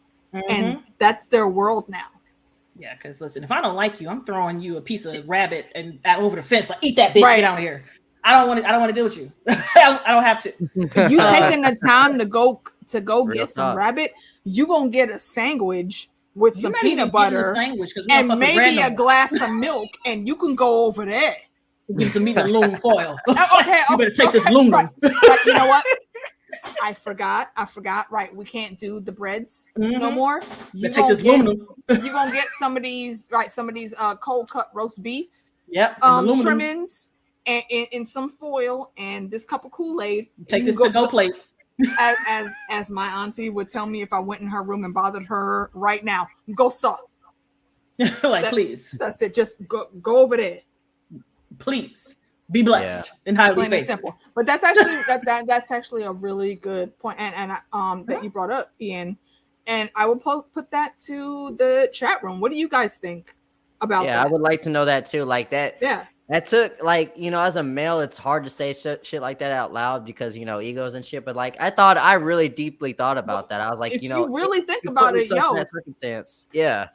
This has been proven time and time again, honestly, and you gave the perfect example of, straight men in jail. That literally is the perfect example, because none of those dudes would ever think they would be in that situation. And I know a few ladies that were and are completely straight, but they may have connected for sure in lockdown with another woman, and that's who they're with now. There's actually, I can't remember her name. Crave love at the end of the day. Exactly. And if you happen to be lucky enough to find another human that you connect with on that level, that loves you and loves everything with you, Remy is stupid. Remy is stupid. What happened? What the hell, Rami say? You know what? Put lotion on my skin. Wow. Lotion on its skin.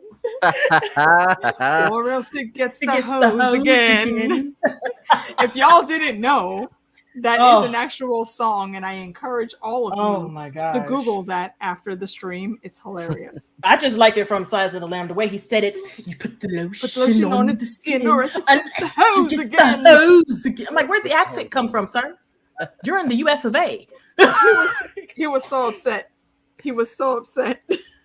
Oh my gosh. Oh man. But you know what? Back to episode 3. Like episode 3 was a amazing love story. Like it was. That's why I was boo-hooing. Okay, here's the thing. They almost gave me a Walking Dead Glenn fake out here. Almost. But they did it. They gave it to you the right way. They did it the right way, because I really thought, first of all, Joel was right. At some point in time, it's not the plant zombies you need to worry about. It's people. Yep. Raiders will come. They're going to see this and see how nice it looks and think, there's nobody around. There's more of us than there is of them, whoever them might be that holds the ground, and we can take it from them. But, Bill was prepared. He had the flamethrowers, the electrified fence, and I appreciate all of that forethought.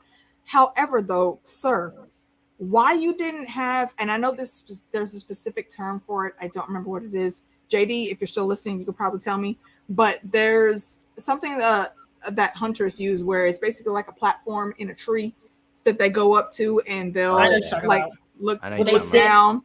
Yeah, I know that there's a specific term for that. I just can't remember what it is. But my mans didn't do that. Homie, Frank woke up. First of all, you didn't wake up your partner. What if something would have happened to you before he woke up? Hey, he just wanted the action though. He just wanted to protect. I get that. He was gone. Yeah. I understand that, but he literally only had to reach over and say, "Hey, wake up, get your gun, let's go." He didn't have to do that. He could have just hit him and just got up and gone, because his point of view is he didn't even want him in the fight. He just wanted to protect. Yeah. See. But also, does he know how to? Though? Like, did he know if he knew how to defend himself? I don't think so. Well, Bill gave him a gun, so I think. No. I mean, is he as adept as Bill was in defending himself? Well, I don't think he was ever going to be able to get to that. He probably level, would have put himself first. But I think he had some type of training at least. I don't think Bill would have let that go. Bill is too forward thinking in this situation for him to not have properly trained Frank on how to do that. So I think all he had to do was wake Frank up, but he didn't do that. He goes out and he doesn't go into the any type of hiding space to start shooting at these dudes. He's in the middle of the road. Industry. Crazy. Bruh, yeah. I had a flashback to, and it's stupid. Some of y'all probably aren't even going to even remember this reference, but I had a flashback to Willow, the original movie, where that real first time where they're trying to steal Laura Dannon, and the two little brownies are in. Rule runs out into the middle of the road, and the other brownie's looking at him like, "Yo, bruh, get out of the middle of the road. What are you doing? Do you see the horses coming trying to kill you?" My boy is standing right there in the middle of everything, making himself the biggest target ever in the street. Why are you not behind the tree? Yeah, you better go on somewhere. Behind one of those houses that are right there. There were many places by that gate that he could have hid. Why did you not have a specific spot to go up, grab your gun, have the gun sitting there? You wouldn't even need it to load anything. You just already had it ready sitting there. Stick it out the window with your scope and start shooting, taking people out. Hey, when he got shot, did you think he was dead? Yes. I did. The way that ended, he said, yo, you cannot be alone. Call Joel. He will know what to do. He will come here. He'll stay. He will help you. They faked us out. I thought for sure homie was gone. See, originally, my thought pattern was that that Joel and Ellie were going to get there, and they were going to learn that something happened to Frank. And Bill is still there, but he's almost reverted back to the original Bill that we saw. Probably so he's a little more rough. He loved and lost. Yeah. I thought the same thing. I thought that's what was going to happen. I thought he was going to be a cold son bitch when they got there. Yeah. But no. And actually, I didn't notice it until I did the rewatch before we started this stream tonight. The 80s music is supposed to mean something bad has happened or is happening. Yeah. Come help if you can. And Ellie brought that out because there was an 80s song that was playing on the radio. And she did her little trick question and figured it out because Joel wasn't thinking that fast. So that was episode 1. But so that's how long they've been. They were dead before that. They were dead. What is it? September 2023 is where they're at now. Because August 2023 is when they wrote the letter. No, I mean where Ellie and Joel are. Is that September? September. It's either September or October because it's starting to get cold. Because he also said that if he was not able to get there to reset the timer on it, then it would start playing. It would start playing 80s automatically, which means I think because so they were already gone in August. So I was trying to figure out the time frame. That's a what really was good Frank tell. dying from? That's a good question. It had to be something genetic, like I think I watched. Shout out to Phil the Issues guy. I watched his after show last night, and there was someone that was a nurse in the chat room, and I think she said it was MS. Oh, okay. It was either MS or what was it, ALS? One of the That's two. What I assumed, ALS. But yeah. And he had the pills on deck. That was very interesting.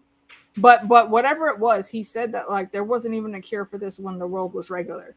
So I mean, these pills are helping, but it's just gonna get worse and worse. It's just gonna get worse, and he had enough, and I feel him on that.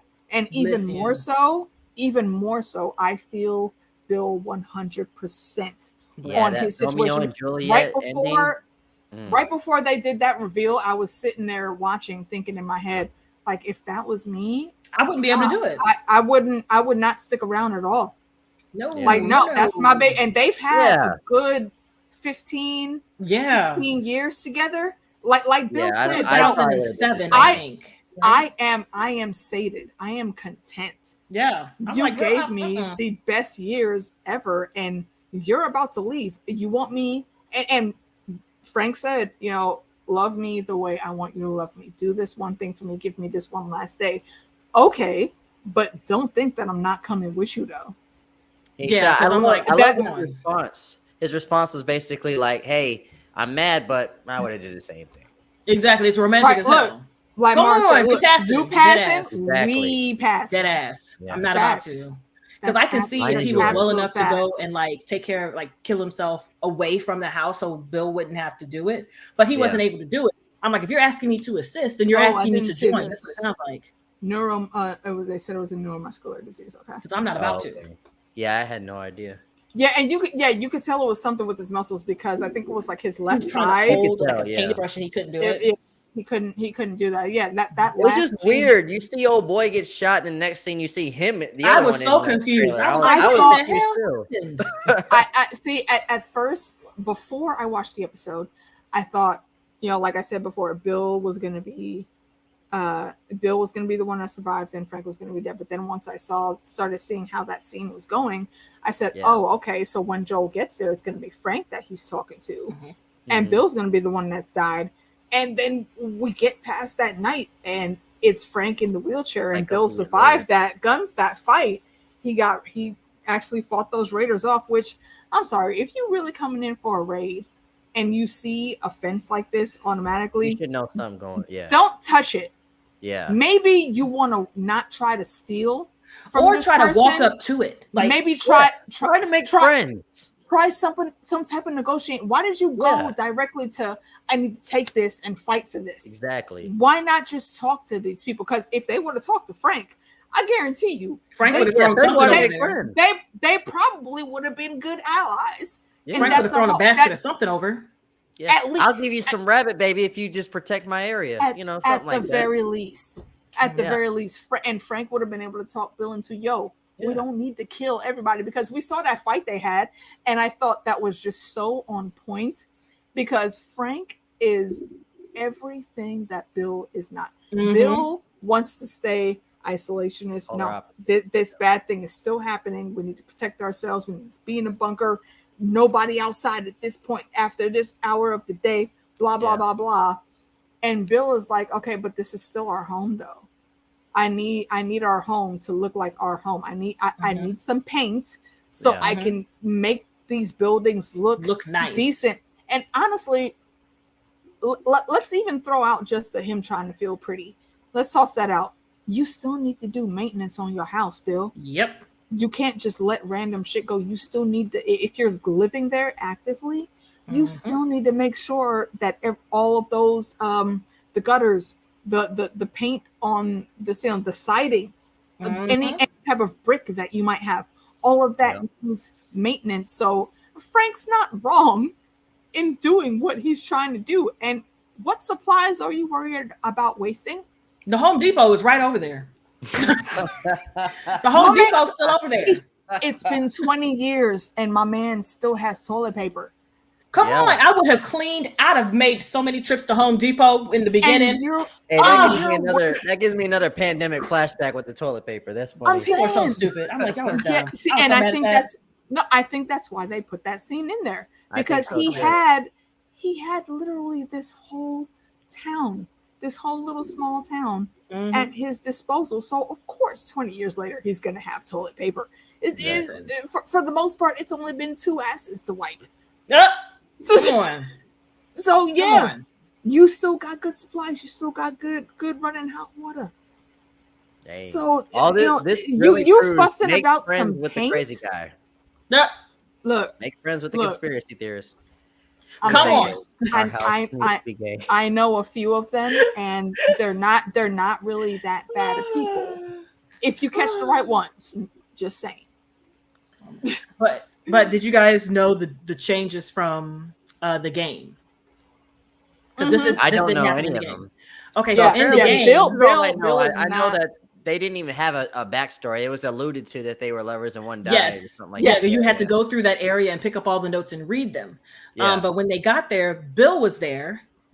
He was still ratchety and upset, and even worse, he was so bad. Joel ran into a trap, and it was Bill's trap, and so he had to. It's like a really intense section of the game where you have to fight off something hanging upside down, and then you get into Bill's situation to get the car and the battery. Take off a real quick game thing. Okay, and you go. He went back and forth with Ellie, and this is where a lot of people were mad, because it's like, oh, we didn't get that exchange between Ellie and Bill. They were already dead in the show by the time they got there. But in the in the game, they had enough time to talk to each other, to go back and forth.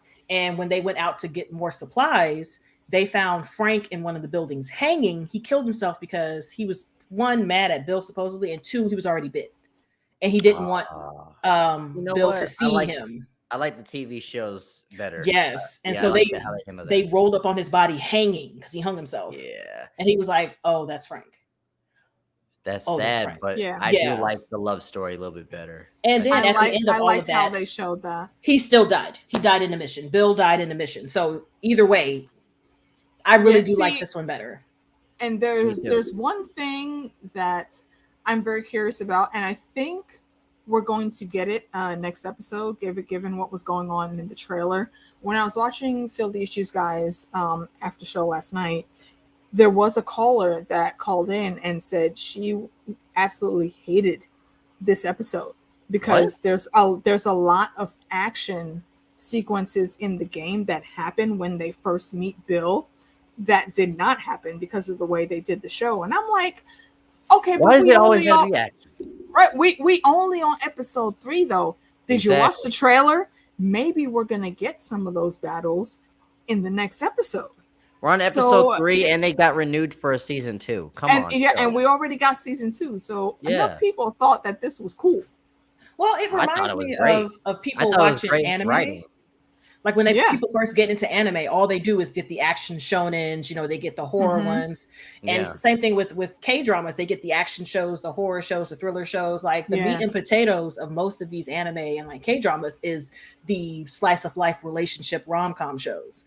Those things are amazing. Like you got to get past wanting to have action in the show because you think about zombies and all you think about is like shooting up, killing and setting up stuff. Like you got to expand the story a bit. You got to give people a chance to breathe in the story. Exactly. And low key, I think this episode kind of set up some great character development with old boy because like he already feels like he failed his daughter, he failed his love interest. Now he has to protect this lady, and now he's seeing people that he knows dying more and more and more. Yes, and like now he's probably gonna. You're starting to slowly see the chemistry with him and what's the little girl's name again? Ellie. Yeah, you're slowly seeing that chemistry get there. He's a little bit more cold, but like he's warming up a little bit. Like I think this, especially that letter that was left to him, like it's the message. Right it's the message of take care of who you can take care of your people. Pretty much. Take care of people around you. Very specifically, he said, "Take care of Tess." But she's already gone, so you know that. You know that hit him hard. See, that's the thing. Up until this point, we haven't really seen Joel grieve. Like we know that when he did, like the little stone monument that was for Tess, but that was like 5 seconds for him to just get it out of his head and then move on. Because he had to move on. When he read that in the letter, he actually took those few minutes to grieve. And this is again why I didn't want to hear it out loud. Pedro Pascal's face acting, because you could tell every bit of grief that he was feeling in that moment. He lost his daughter. He, in his mind, he wasn't good enough or quick enough to protect her. He lost his brother. Something in his personality drove his brother away from him. So now he has to go and try to find him. He lost Tess, who he very deeply loved, I think, but he just never knew how to get past that junction to really. It's like saying it out loud makes it so real for him that he just won't do it. Yeah, he can't. That's the last step. He will not allow it. If he loses that, that's just going to be another thing that says you screwed up royally and you suck. Yeah. So yeah, all of these things end up, and then here comes Ellie with all of her ridiculousness, and this important mission, and now he's a single dad again, trying to bring up a girl that isn't only innocent but legit has never really seen any part of the world. It's his job to protect. That's that whole thing. And also what kind of got me is, he went through the rundown. He said, look, if we're going to do this, these are the rules you need to follow. And he makes sure to say, repeat them, make sure you got it. And Ellie's like, yeah, what you say goes. And then we cut into the car. And she don't follow instructions. And she don't listen at all. Ellie, put that tape back. Wasn't even 5 minutes. Leave it alone. And he's looking at her like, what the fuck did I just say? Like you don't want to call a 14-year-old a bitch as an adult, but literally I'm looking at her like, bitch, what the fuck? I do it all the time. Like, damn. Bitch, did you hear me? We just said, stop touching shit. You gonna follow my instructions. Do what I tell you to do. What did I say? But here you go, touching all the she gonna learn. Now listen. Look, she gonna learn today. Yeah, she gonna learn today. That's what he was trying to tell her on the walk to Bill's. Like, listen, he's like, you might be immune to the virus, but you're not immune to people coming in. You ain't immune to bullets. And that's what Tess said. You gotta listen. You're not immune to being torn apart. So when I tell you don't run ahead, don't fucking run ahead. When I tell you to wait for me, I mean fucking wait. Yo, when they were at the freaking little drop location and she started going into that little hatch that she found, young lady, I was like, God damn it. First of all, if you paid attention to where that little hatch was, there was a whole bunch of stuff over that thing covering it. Mm-hmm. So that says to me, people were trying to keep whatever was down there. Yeah. She just recklessly goes down there, jumps down because the stairs aren't there anymore. Like, bro, get out of here. I thought more was going to happen in that scene. Yeah, she got lucky. She got really lucky. did. That's what happened. She thought that moving that little tin garbage can over was enough, for her to jump on was going to be enough. Exactly. In the heat of the moment, if something was really coming at her, that she would not have been able to make that jump at all. Nope, and even if she did, her feet would have gotten grabbed and she would have got right then and there. Mm-hmm. Like, Ellie, you really not as smart. And this is the thing again. All roads lead back to Thrones.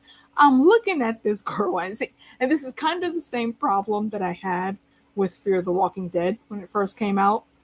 I'm looking at her face and I'm seeing Lyanna Mormont. Lyanna Mormont is from the block. She's ready. Okay, she came ready stacked.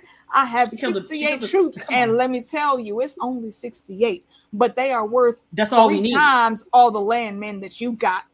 And she was not staying at home. She did not stay on Bear Island. Her company was riding. She rolled in with them. She was in the fight too. She took down a giant. So now I'm looking at Ellie like, damn, bitch. We channel the other character. We know she can handle being in a fight. What are you doing? Like, exactly. I'm gonna need you to be better. And I'm saying, for anyone that doesn't get the reference, I'm saying this reminds me of Fear the Walking Dead because the character of Alicia Clark was played by I can't remember. I have no idea. I didn't watch. I can't remember her name, but the actress was on The 100, and she played Lexa. Lexa was a great character. She was commander of the 12 clans and also the love interest of the other main character, Clark, on that show. They killed her off in like season 3, like just before the 2 or 3 episodes before the finale, and it's because Alicia Denham Carey, that's her name, that the actress's name. It's because she was about to be on Fear the Walking Dead, and she couldn't time it to where she could be on both shows. So we lost a great rainbow character on what was shaping up to be a really good TV show, and sent her over to Fear the Walking Dead for her to be some stupid lovesick teenager going into the beginning of the zombie apocalypse, doing all of the stupid shit, being boy sick, crazy about her boyfriend on some nonsense. That's the reason why it was freaking whack. Because after all the tension with the original Walking Dead, I can't go back to people not knowing how to handle shit. I can't. It was and there were some standout roles in that, but it was absolutely whack. And for anyone that's been watching me for a while when The 100 was still on, yes, I am still upset. Hashtag Lexa deserved better. I'm still mad about it. Because and this also again will loop back into episode 3 here. This is a trope in Hollywood that has been a thing for a very long time. All of us are people of color, so we know that they already have it in for us. But there's also on the other side of that, I'm in the Rainbow Life, so I know about the trope. Some folks might not. It's literally called bury your gays. That's the trope. So they give us this great romantic love story. One of the best gay love stories that I've seen on time. One of the only other shows that I can think of off the top of my head that's done it right is Modern Family. Oh, with the gay couple that's on there. Oh my God, Cal, the fucking baby in the car. The best, and I can't speak for you, but like to me, they did it so well. To me, one that touched my heart was I don't know if you ever watched Black Mirror, but there was an episode of Black Mirror called God dang it. I haven't watched all the episodes of Black Mirror, but it is on my list to do. There's an episode with 2 girls. They're like in a simulation, but they're actually old. Spoiler a little bit. I don't want to spoil the whole thing. I don't mind spoilers. Go ahead.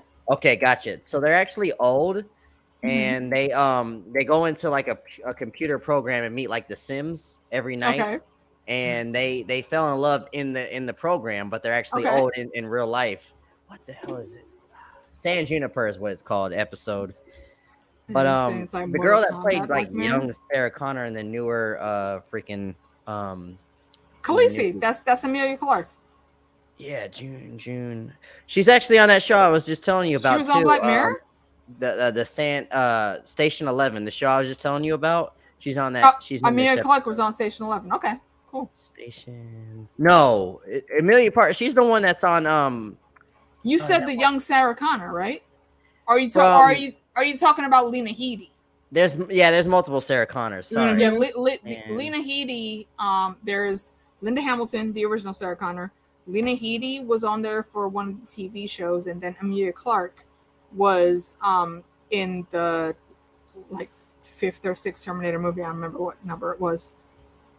So I'm talking about. Sorry, I had to look it up. Mackenzie Davis.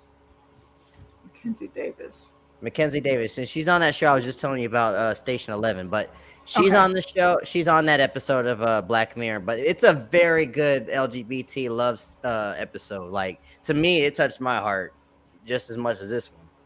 But I definitely recommend that one if you like good. Okay, good I'll check that out. I think it's like on season 3 or something like that, 3 or 4. She's tall. Oh yeah, no, like she is tall. Like they definitely did. I love how they played Frank and Bill together. But again, the bury your gays trope, it's reminiscent of what they did with Lexa. It's reminiscent of what they did with the character of Sylvia on there's a Spanish TV show out several years ago called Los Hombres de Paco, and the gay couple was Pepper and Sylvia, and they were great. They killed Sylvia on their wedding day, like literally right after the wedding. It was during their reception. She got shot, and that's when she died. The L Word, even what a show that you would think would not use that trope. Season 2, they killed Dana. It was just when her and Alice had finally got together after dancing around each other for a whole season and a half. And this is constant. You know, in horror movies, they always say, you know, black people die first. Come on. Yeah, that's a heavy trope. Yeah. And it's the exact same thing when it comes to gay characters. And some of you probably may not have noticed, but now that you know, go back and watch some of them older movies where you know gay characters were prominent. Oh, no, they always are. They right get taken out too. It's people of color, and then first of all, let me fix that. It's people of color who are gay, then people of color, okay, then regular white gay people. Yep. First time I ever seen then women. Yeah, women. Yep.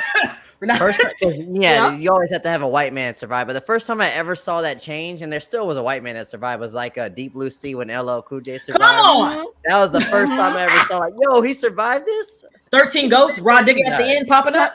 Son, I'm saying there are so many tropes that come into play sometimes, and it sucks.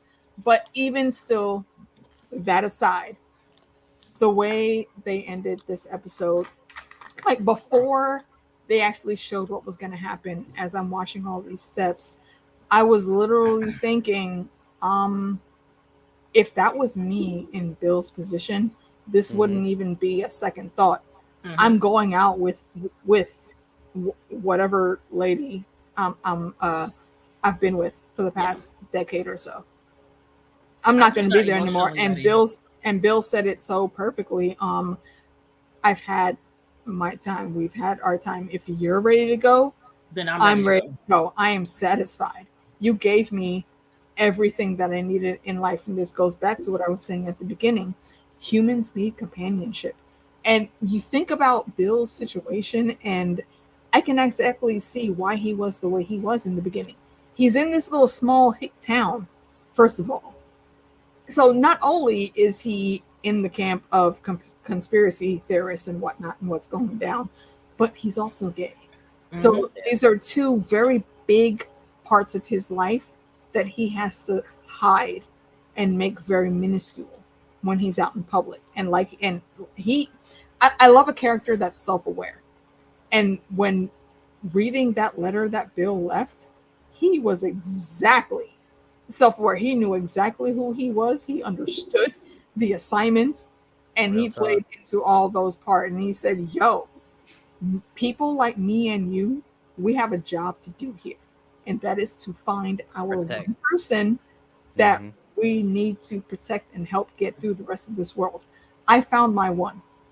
And I can see from looking at you and Tess is your one. So you better do the job right and protect her. And I also love how cynical Bill was still. He said, you know, to whomever it may concern, but probably Joel. Joel. You got the gate code, and you know where my traps are. And you know where all the traps are. So otherwise you'd be electrocuted. And I do like how Ellie was reading the letter. Oh, the he. And she was like, you know, and anybody else would have just been burnt up to Chris. He. I love that he still had that dark sense of humor. Oh my god. Is that morbid of me? No, it's funny. I really love that he took the time to put that in there, like, ha, bitch, I'm still me. But one thing I did like about that, what you just said was, hey, this is we are put on this world to protect. It's not even about us. We're here to protect. That's one thing I've actually thought about, like in the last couple of years. I've had dark, deep depressions and mental health issues, and like one thing that kept me going, we very clearly need to talk outside of these streets. Real shit, yeah, and I'm down for that talk. But one thing that kept me here, like I'm glad to still be here. One thing that kept me here is my son and my wife. Real talk, and I felt like when he said that, I was like, I get it. I'm not here for me. I'm here like how would them. Yeah, how would they survive without me? Not saying that they couldn't, but like I know it would be hard. Life would be easier for them with you still here. And why it would be unfair to leave. So I get it. Yeah, absolutely. I feel you on that, and I love, again, like I said, I love a person that can self-assess. I appreciate that you can read that in your personality. Yeah, and I've very much been trying to do the same thing of myself, falling back when I need to. If people around me that I care about, I know don't really need me on the extreme watchful eye that AK can be on, because those of you in chat that have followed me for a while, from the Not So Silent Sisters to the Mad Queens, I am Lord Commander, now known as AK Nees Valerian Stark. Come on. I protect, and that is what I do, but not everyone in your life really needs that. So you need to properly assess who needs that, not particularly who needs it, but also when they need it, because it's not all the time. And if you try to do it when people aren't looking for it, you kind of just end up looking like a douche. Like I need, please self-assess. Because otherwise you just come off looking like a pretentious assholes. And I've seen other people in this situation. I'm looking like, yo, bro, chill. Quiet. They didn't ask you for that help though. Maybe look and see if they want that help first. Exactly. Maybe. So just seriously, just random words of wisdom. It's a very nice way of saying. Normally I'm very jokey and jump around, but real talk. Well, that's a nice way of saying what The Rock always says: know your role. Yeah. Yeah, and you don't have the same role in everybody else's life. Know your role. Exactly. Very true. Yeah. And also, just again, like you said, really self-assess. Know where you are. You might care about a particular person, but they might not even give a fuck about you. So don't cape for people that ain't on your team like you're on their team. Don't waste that energy, because it's better spent someplace else. I love it. That's my favorite thing. And Joel really figures this out, I think, in episode 3. He's been trying to keep himself so bottled in and so closed off that he's not seeing that, yo, bruh, this is where you can help. This is where you can really help. Yeah. So do this. And again, it takes Tess holding him, like grabbing him by the face, like, when you're like, trying to make focus, a little kid listen, like, hey, listen to me. Emotions aside, logically, we got to do this. Yeah, let's talk about this and properly plan it out. Yeah, this is the situation. This is what's happening. This is where we need to go. Mm-hmm. Your best route of success is to let me go and save who you can save. Mm-hmm. All right, I'm already bit. It's a wrap. You can't. It's Yeah, done. exactly. It's done. Yeah. It's I'm done. already But dead. you can still help that little girl. So go do that and help whoever else you can along the way. Mm-hmm. Exactly. And that's when we see Joel go outside and he sees that, and we see all of that emotion on his face. And We see him Pedro starting to crack. Like he's starting to crack a bit.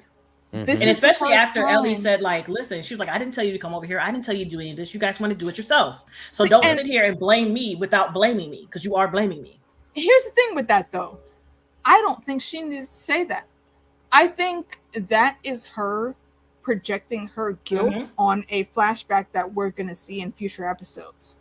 Yes. And I'm not going to explain that. If you've been keeping up with everything else like we've been keeping up, it's coming.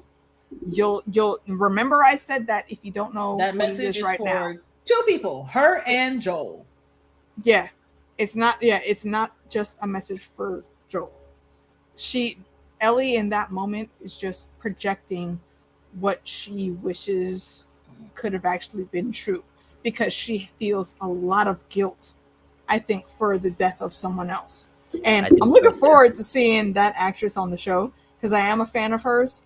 I think she's gotten a bit of a bad rap from a previous movie she was on that did not do that well, even with the starring cast and 5-star producer.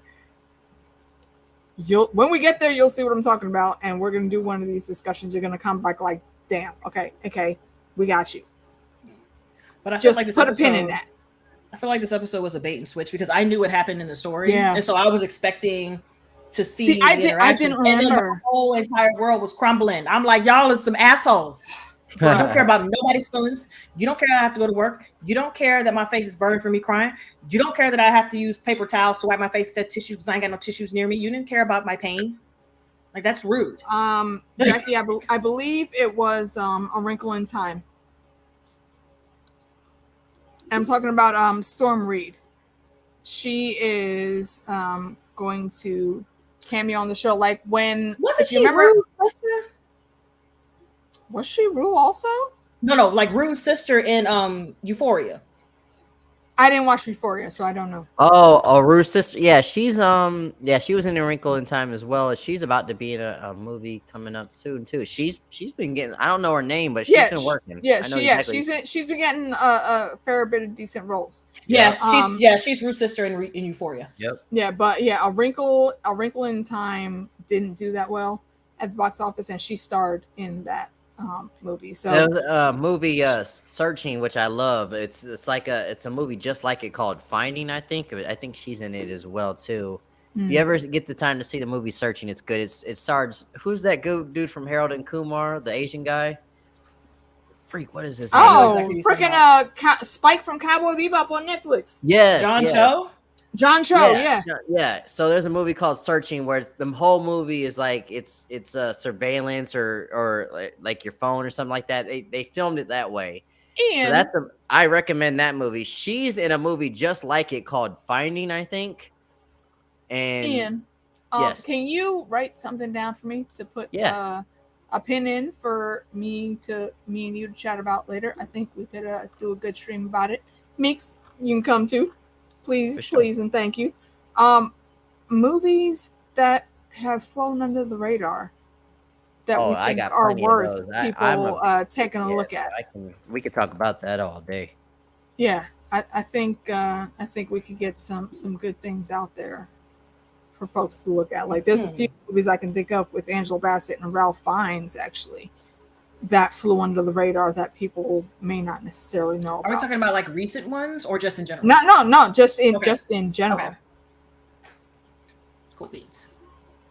Okay, hold on. I'll send you a tweet. I got you. Or a message. Cool. Well, shoot, ladies, I gotta go ahead and put my son to bed. We're pretty much at the end. So what is your final assessment here for episode 3, and then also for roundabout for the whole season so far? Listen, 2023, I can feel it's going to be a good year from TV shows. I don't know about movies, but TV shows in January we're starting off with a bang. Like this is a show, like as you guys said, I'm not into big like video game movies and TV shows. Sonic the Hedgehog's okay, I guess, but like I feel like this right here is this is the standard, and hopefully this bar is where people are going to start reaching for. Episode 3 was a masterpiece. If you're not watching this show, what the hell are you even watching? That's what I gotta know. Facts. Yeah, let us know for real. Let us know. Pedro Pastel. That's all I gotta say about that. You get the double door clap, bro. I'm gonna leave my YouTube in the comments. So if you guys want to subscribe, I already got you. You already got me, my baby girl. Yeah, we gotta collaborate more. AK, it was nice meeting you, Miss Meeks. Yo, we're connected on Twitter now, so hit me up. Real talk. And look, I haven't done anything this year, but I'm slowly bringing up content. I got like hundreds of videos on my channel, but like this year I'm planning a movie. We're doing a Where's Waldo short film. Me and Alex from Momentum Media. And yeah, so it's gonna be funny. Awesome. We're working on that, and I got a comic book coming out. So just follow me. I got a lot of things let me know when that comes out. I will absolutely hella push that. And if you guys aren't following Alex, I'm pretty sure I got his link in the description too. Please go check out Momentum Media. He's a great dude, and you'll see Ian on there. And I can't remember what's the guys. Yeah, Jeremy. He also has a different channel that he does music on, which I've just recently found, and he's really good at it too. So hit the boys up. Yes, thank you, Ian, for coming on with us tonight. It's been great. It's been first time on the channel. I'm so glad you were able to make it. Won't be the last, and hopefully when I start my live streams, I can have both of you guys on mine as well. So. If you in for the we're covering the rest of the season, so if you in on Monday nights, I'll be back here Monday night. Then let's do it. All right, that's what's up. All right, we got it. And everybody in the chat, it was nice meeting you guys. Funny as hell, people. Like, thank you for the engagement. And if you're not subscribed to AK's channel, come on, subscribe. I appreciate you coming on. Yeah, we'll chat. I'll send you the links for next week. Much love, peace, and chicken grease. Absolutely. Yes. Listen, I'm just so tired. Yes, Ian's links are in my description, y'all, for his YouTube channel and for his Twitter, so y'all can follow him and keep up with what he's doing.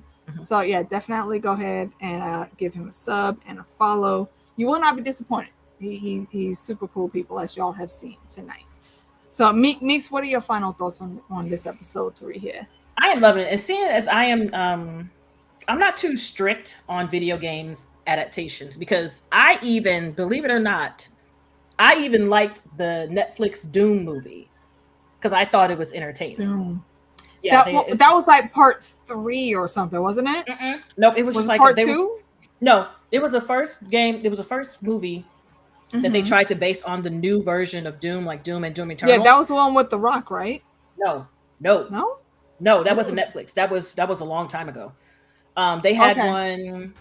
I was still in the other apartment, so it might have been like 2017. I'll see you, Jackie. Hold on, let me see if I can.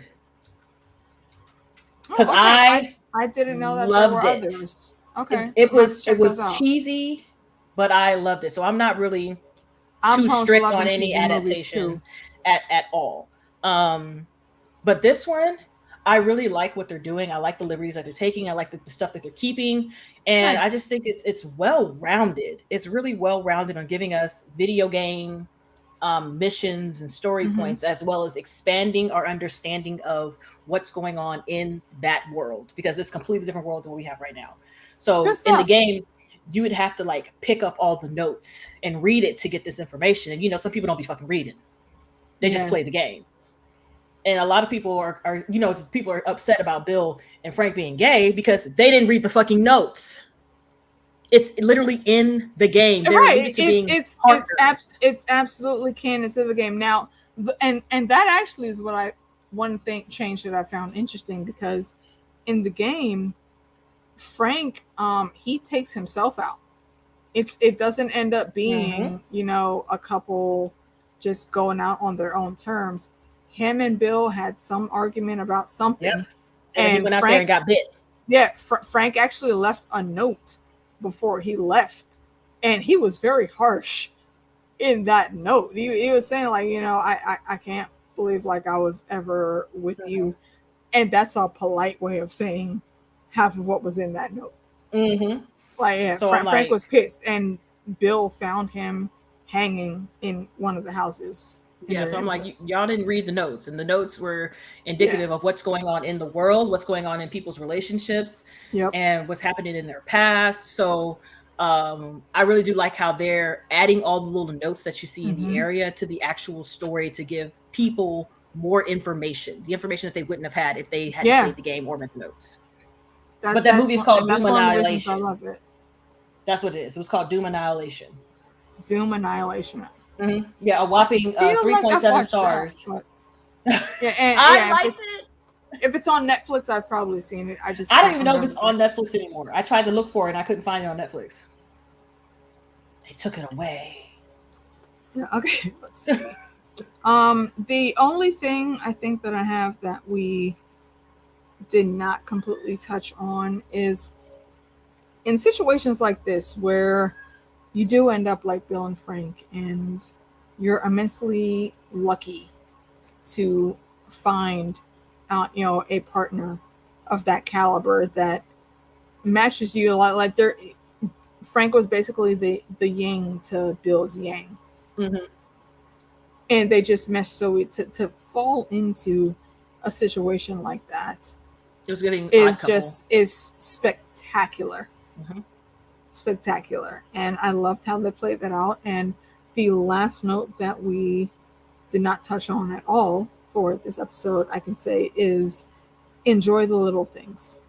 Especially enjoy them like it's the first grown strawberries of a season, which is what we saw them share in that last really good moment when they were both healthy and happy in that moment. And I thought that was super cute because, well, especially in that, like, what's going on? Like, you only got so much, you know what I'm saying? Exactly. So you got to enjoy every little thing that makes you happy and every little thing that makes you smile. Right. And I love that little, like, so almost girlish giggle. Yeah, that giggle that Bill gave. And then, they almost got into the heavy makeout session. On the strawberries. Not on the strawberries. I'm like, okay, but like it's a whole nice patch of grass like right next to the strawberries. I was like, lay on the carrots. You can go there, right? Lay on the carrots. Carrots are fine.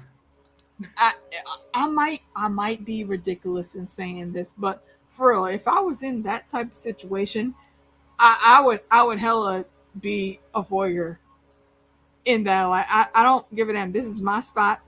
This is my protected space. If I'm banging my love in the middle of the day outside on the lawn, I don't give a fuck. I would never, because I don't fuck around with bugs and outside. I don't care what's going on. I would never. You will never ever catch me outside. Okay, hold on. What is the bug situation? I don't like it. Right I don't now. like them. I don't like the noises. No, not. I'm not saying for us right now, but in their world. There hasn't been they've got to be thick. Bugs. They've got to be thick and juicy. Do you think? They got to be out here thriving and surviving. I feel like the mutation of these cordyceps might have done something different to them, and like all of these insects would have been taken over like the ants. Well, I don't know. I could be wrong. We only saw flies for sure, because the flies that were on the table. With the food that they left the day they died, they had the flies, and I was like, okay, so the flies. But that was a very small amount of flies for all the food that was left, though. Yeah, I know. That's what I'm saying. Like that's all we saw was just a little bit of flies. Like so, yeah. So like all the other insects, it seems, have like dropped off. Well, see, yeah, that's ducks. What I'm wondering, Jackie. They had the ducks that were in the hotel. Ducks, and obviously they had rabbits and pigs and chickens. And so such. I don't know, especially the ducks that are in the wild. It's weird. I'm specifically only thinking of insects because that's what would catch you flying around outside. Listen, so I don't know. Be kids. All I'm thinking about is the murder hornets. The murder hornets out there living and thriving. Okay, see, that depends on where they are, though. Well, if they're living around unchecked, like, listen. You know what? Okay, yeah. If there's some areas you got some big ass murder hornets coming. If murder hornets doesn't make sense to y'all, please don't Google that. Don't. It's a thing. Don't do it. Save yourself. Not protection. No. Protect yourself by knowing what it is. God. Like, just don't look at the pictures. Read about it. Don't look at the pictures. They're so huge. Like, if you ever see any one of these things like buzzing around a room that you're in, vacate. First of all, it's going to attack you because you're too close. Okay, see, that's what I'm saying. You got to be aware. See it as it might be coming for you, and jet the hell out that room because and make sure you can close the door. Fuck out of here. Fuck out of here. They are very territorial. It's like that video that I'm sure a lot of folks have seen of a hippo chasing a boat. Get away from me. On a riverway. Yeah, you don't want that smoke. You don't. It's disgusting. It's fucking disgusting. Get away from me. I hate you. I hate it. I hate them. Okay, Rami's saying here in tropical countries, more will be dead on insect-borne diseases than zombies. Very true. And also, Rami, what tropical country are you in? Because I might be able to compare notes on that since I am originally from South America. I don't want that. Let me know what's good. But yeah, zombies in general are not the stilo. Let's see, ice zombies from Game of Thrones. That's a heavy nope. I'm a channel Dominic Noble, the Dom. If you don't know about his channel, go check him out. No, straight Azkaban. No, you don't get to be here. Yeah, the ice zombies can go away. Okay. Regular zombies, nope. Azkaban, goodbye. Plant zombies in this show. Yeah, I'm team no bugs in general. I don't Azkaban. The buzzing. Yeah, I'm good. That noise. Even if I'm watching, like I was watching Last of Us, and it came across the screen and went bzz, I can't deal with it. It bothers me so much. No. I can't. No, thank you. I can't sleep if there's a fly in the room. I can't. I will hunt it down. You will die. And I've developed a trick. Like if it's in the daytime, mostly if you have your curtains closed, put like a little small crack in your curtains. It will automatically go towards the light. Go right in there and fuck it up. Right, smash it right against the glass. Easiest way to get rid of them.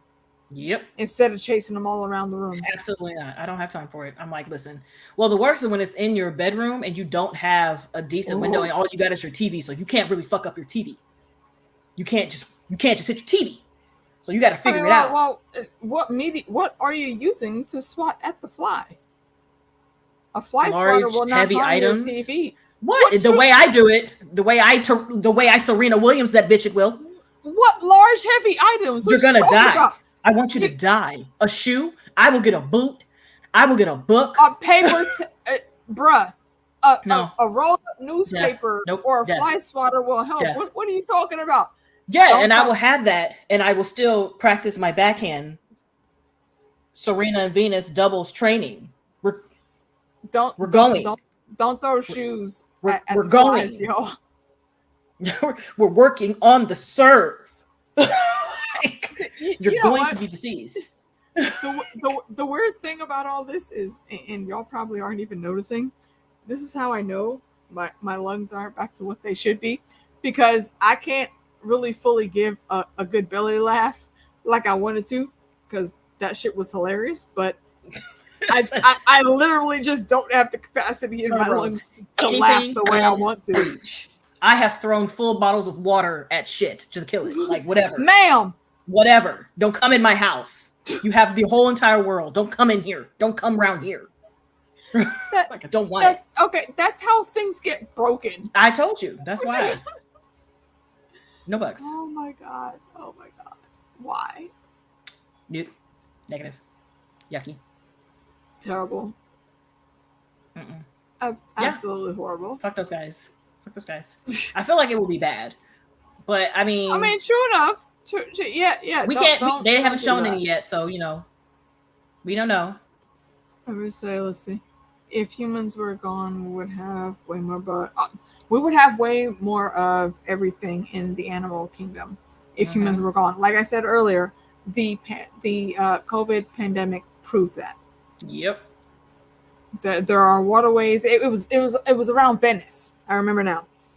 The waterways around Venice, because Venice is built, very integral with the waterways around it.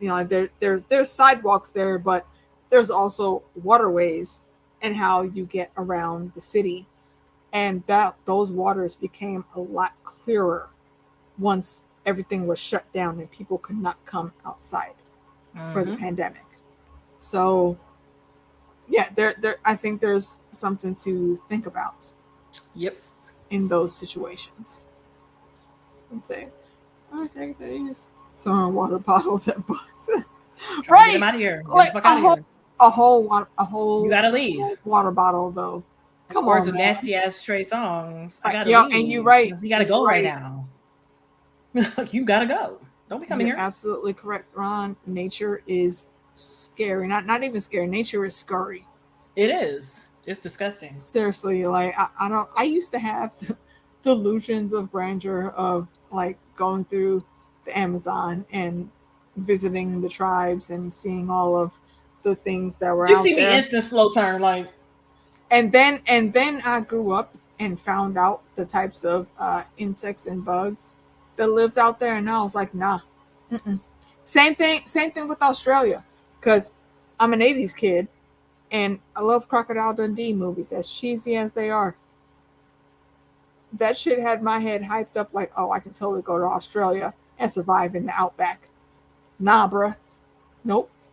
Once you hit, that's a knife. I'm like, you don't even need that. No. I know my limits. You see, he was saying that nonsense while he was in New York.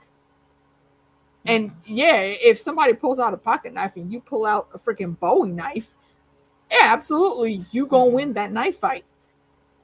However, the outback is a completely different story. Like one of my spiders. Oh God, Jesus! The spiders alone in Australia. One of my little sisters from my adopted family that I claim as my little sister. Nah, she lives in Australia now. And she's told us about those freaking spiders that are out there. I don't know if y'all know, but when it comes to like tropical temperatures, insects tend to be randomly mutated, in my opinion, because they're a lot bigger than we see here in the States. I still have a scar under this armpit right here, right now, when I was 6 in Guyana. And we were going up the back steps. There was a nest of marabuntas under one of the steps. And as I was trying to hop over that step, one flew out, put me right under my arm. And it hurt like shit. And I still have a scar from that to this day. I am 42 years old. And I got that sting when I was 6. And I still see the evidence of it on my body. That's how you know. When I first saw fireflies in Guyana that same summer when I was there, the damn things, the eyes were so big, I literally thought that they could be wearing glasses. That's how big they were. The Amazon River. I watched I forget what the name of the TV show was. I think it was River Monsters with Jeremy something or other. I don't remember the host name, but there were some animals swimming in the Amazon River that he was looking at on searching for something else, but those animals just happened to be there. And I was like, oh, look at those seals. I didn't know the Amazon had seals. No, those were otters, the size of seals, swimming in the damn Amazon River. This is why I love my homeland. I will always represent for Guyana. But the tropics and their insects and animals and bugs, hard pass. Hard pass. No, thank you. Nope. This is the reason why I'm glad I moved from South Carolina, because I don't want to do it. Look, that's why I said I don't think humans are from here. There's too much shit here that can kill us easily. No, thank you. We can get stung by a bug and there's no cure. If we get bit by the right type of snake, we can't get the counter venom fast enough to save our lives. I don't know, man. I'm saying that this plant zombie thing, I think, is the least of our worries. There's already enough shit on the earth right now that's already equipped to kill us easily. Just saying, y'all think about that. No thanks. Especially for people that might not like this show when they're looking at it like, I mean, this is BS. You know, it can never even happen. There's like not any after realistic COVID, lesson. I believe. I firmly believe after COVID. Literally a hop, skip, and a jump from any of this nonsense actually happening. Matter of fact, they be out there not believing cordyceps is cordyceptin until they ass is already dead. So they're already here. They just haven't figured out how to survive in humans yet. I'm like, no, thank you. Think about that. And again, like I said earlier, there is a very large amount of fungus that ends up in our everyday grocery items, and that is past the heating process. They do have Venus flytraps. Those weird ass ones. They fucking suck. Yeah. Dude, have you seen like those super large Venus flytraps? Yes. Again, in tropical temperatures, things are bigger than normal, or what we consider normal. I'm just saying. Or the dragonflies that are like this big and you can see them coming at you. Those are the shits that are in Guyana. That's what darts. That's what I just told y'all about. And I was telling people that dragonflies sting, and there's like, dragonflies don't sting.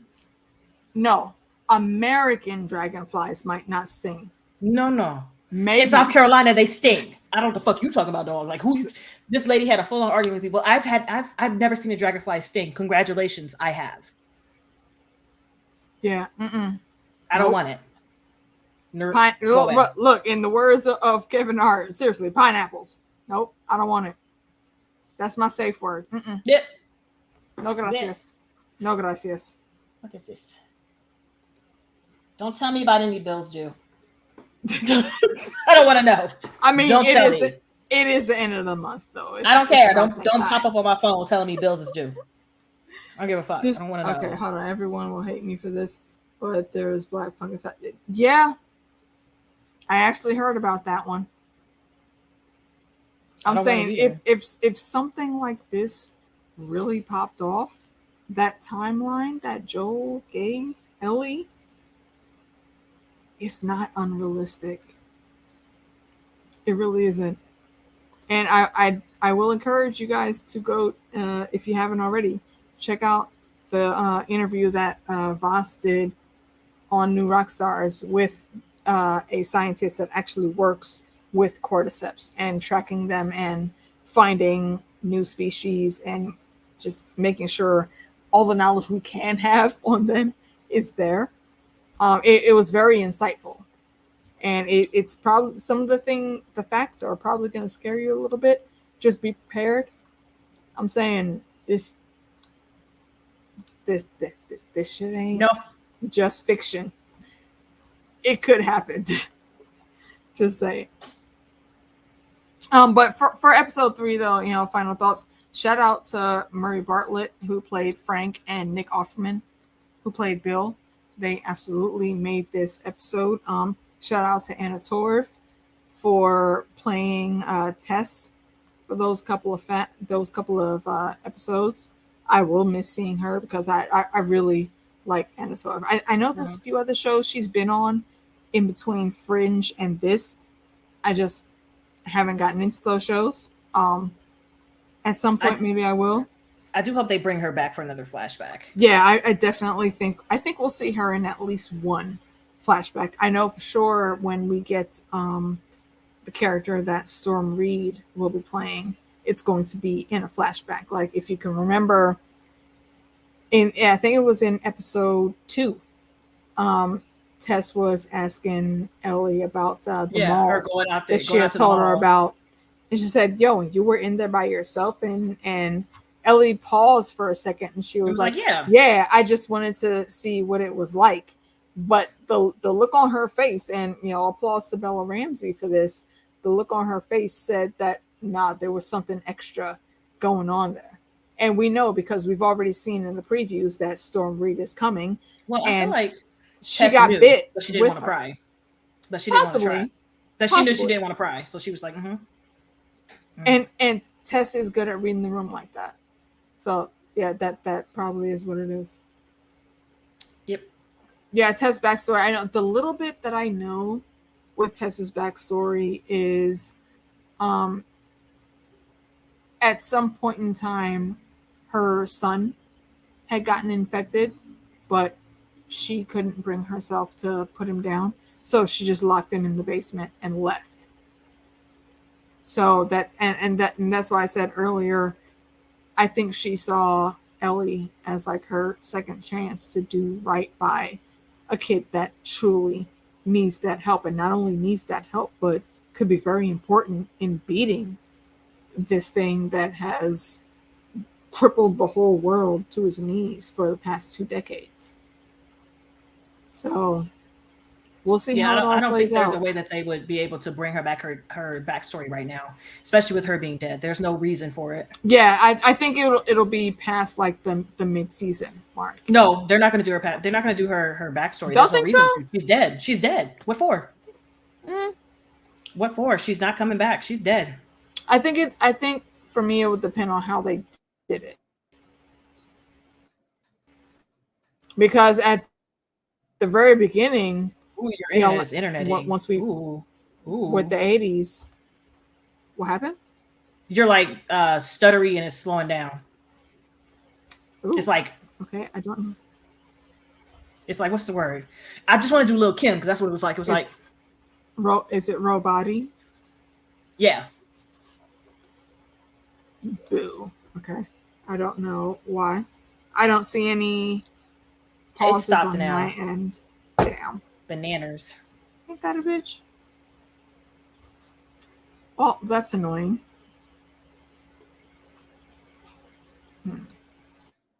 Anyway.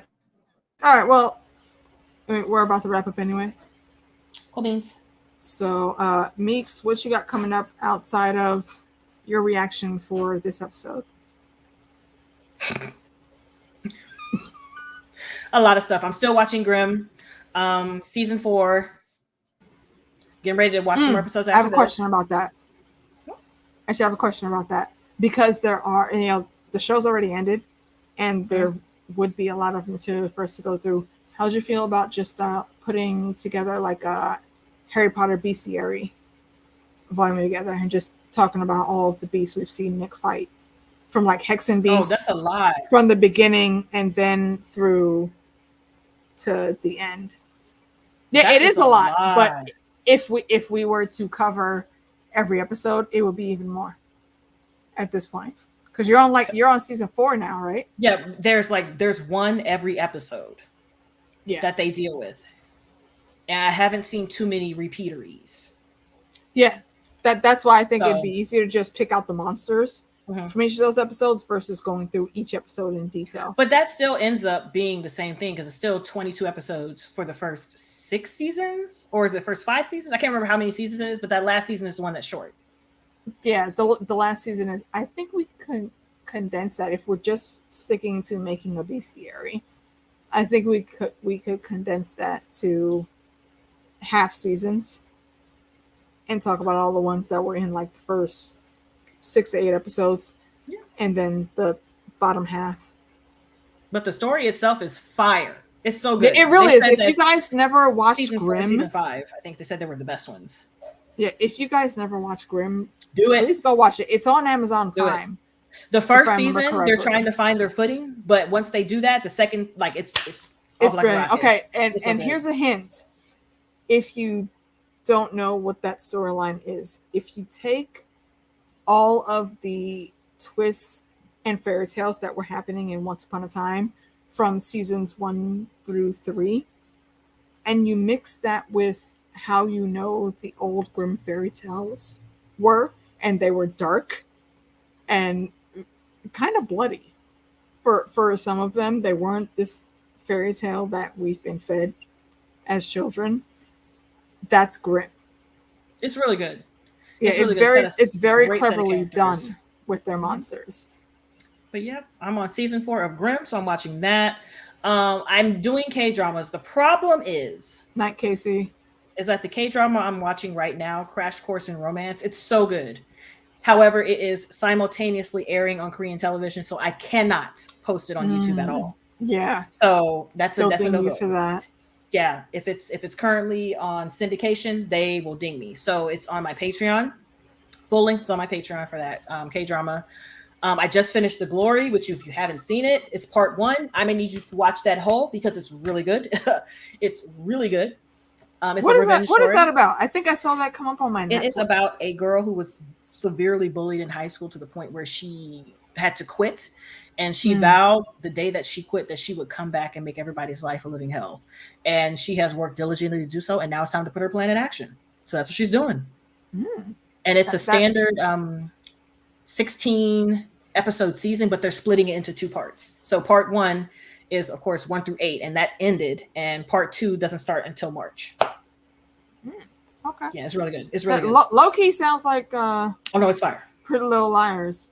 It's super fire. Nah, because it's not a group of people. It's not It's just one girl. It's just one girl doing it. It's not a group of people going back and forth. No, it's just one person jumping in here being like, I'm here to fuck your shit in. And it's not sneaking around like, oh, I'm trying to do it sneakily. She walks up to you and she's like, hey, bitch, you remember me? Press play because it's time. It's time to play. Get your rackets, bitch. It's time to play. So I've watched The Glory and it's really good. So what else I'm doing? I'm still doing my anime. I'm super behind on my anime. Don't judge me. I'm having issues with freaking captions on Hulu for some of this stuff. And some of the shows are only on Hulu. So their captions are super late and it's messing up with me watching the show when I get captions coming up in the opening and the characters ain't on the screen yet. So I can't watch it. But I'm still watching My Hero, Blue Lock, Trigun, Stampede. What's the other one? Buddy Daddies, Revengers. And I think I'm so far ahead, I can't remember what I'm putting up. I think right now I have Sandman weekly. I still gotta watch Sandman too. It's really good. That's what I heard. 1889 that I put 1899. There you go. 1899. I've watched too. that. So that's being put up soon. I've already watched Wednesday. I've already watched Cyberpunk. Dragon Age anime that's on Netflix. All of that's on my Patreon. Berserk is really good, by the way. Yes, Berserk is really good. And I think, well, it depends because there's 2 versions of Berserk. I think they might be on Crunchyroll. Yeah, that's what I was gonna say. Crunchyroll usually has all those animes. And I think for the video games, I finally beat freaking God of War. Gotta watch that last episode. Yeah. And then I'm working on God of War 2, and I'm also doing Dead Space, the remake, which I'm really having fun with. So yeah. That's it for me. Watching Meeks react to the jump scares on Dead Space is quite common. I know it's coming. I've played the game before. I know it's coming. Crunchyroll is a anime and kind of sort of like manga K-drama streaming service. Yeah, like if you can't find it anywhere else on like Netflix or Amazon Prime or anything, you can probably find it on Crunchyroll. Yeah. But they have a thing about hiding their English dub. So you actually have to, if you're looking for dub, you actually have to say in the search that you're looking for whatever show name that is in dub. Yeah. And then they'll be able to find it. But yeah. But that's it for me. That's all I got going on. Busy bee. Getting ready to paint my room. So, as always. Full of sadness. I think the only thing that I have going on right now is, finishing covering The Last of Us. HBO has been keeping like Sunday nights hostage. Come on, I love it. And do it again. I'm not mad. I'm here for it. Do it some more. Yeah. All right. This is almost reminds me of when Lovecraft Country. Do it again. I think Lovecraft Country snuck under the radar. On some instances, and this show is just as good as that and has just as great a cast coming through. So and we already know it's been greenlit for season 2 already. So yeah, because there's 2 games, so they definitely got to wrap up the story. I'm hoping they continue with the momentum they've been giving us.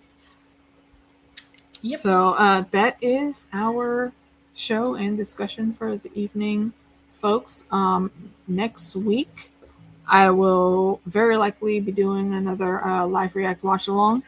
You do need to have your own HBO subscription for it. We'll sync up through like sound through my mic, so you can know where I am in the episode while watching. And we might do another just small get the raw feelings out there with Meeks after the episode is over. And then Mondays we'll be back with Meeks and very likely Ian for the rest of the season to go through these eps. I think what do we have? A total of 9 episodes for this season? Yep. So yeah, we're already a third of the way through. So, you know, it's coming up on us faster than a lot of us thought, I think. Then we're going to be bored again. Yeah. HBO, I hope you already got something else on deck, you know, while you canceling all the other stuff in the background. We'll see, though. We'll see. Anywho's tomorrow I will be on with DJ Wun Wun and Fandom D Saint. We're going to talk about the last episode of The Witcher Blood Origin. And if you haven't watched that short miniseries, go watch it. It was actually really good. It was. I've heard mixed things. Yeah, there's been a lot of mixed information out there about it, mixed reviews. Michelle Yeoh is one of the leading roles in it, and I love her role. Like, what I usually change my name to when I'm on StreamYard and we're doing these streams to match something in the show that we're doing. So, because Michelle Yeoh's character is of the Ghost Clan, I am A.K. Niece Valerian of Ghost Clan when we talk about that show. And if I were going into battle, I would want every member available of the Ghost Clan because, yeah, they wreck shop. Plain and simple. And she's a mentor to one of the other lead cast members.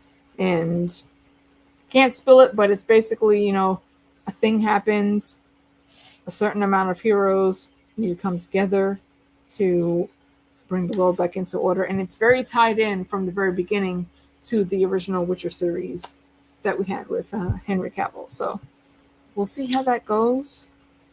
Besides that, I think we're also going to start Kaleidoscope pretty soon. If you haven't watched that, it's on Netflix. And what it says, it's not in the same order for every viewer, but that doesn't matter because every episode you watch, you can watch in any order, period. And I have gone through the whole season already, and that is an absolute fact. The way they set that up, it's kind of brilliant because it's very hard to do something like that with a series where everything is connected. But yeah, so go check that out if you haven't already. I think that's all I have coming up. So if something else pops up, I'll either announce it on another stream or put it on Twitter. All links are below if you want to find Meeks and her YouTube, Patreon, her gaming channel. All that is down below. Same with Ian. His socials on Twitter and his YouTube channel are in the description. So go give him a sub. Check out his vids. Tell him AK sent you. And we'll keep rocking with all of our folks as we come together on this. Next Sunday, actually, now I think about it, I'll be on with Sphinx and the North members on Christina The Sphinx's channel. And we're going to talk part 2 of marriages in Westeros and how they affect the overall story. So come through for that. We incorporate some forms of tinfoil with that. It's always fun to brainstorm with the ladies. So check us out, and you know, we'll go from there. We don't know what we'll have coming up, but I'm sure we'll be doing some things. And if it's a series, more than likely, you know, Meeks is going to be on with me, and you know, whatever other person I can wrangle in for that season. Cool beans. We'll see. So go check out Meeks. Go check out Ian if you haven't already, and I will see you guys next week for this. And if you're watching DJ Wun Wun, I'll see y'all tomorrow. All right. Peace out. Bye.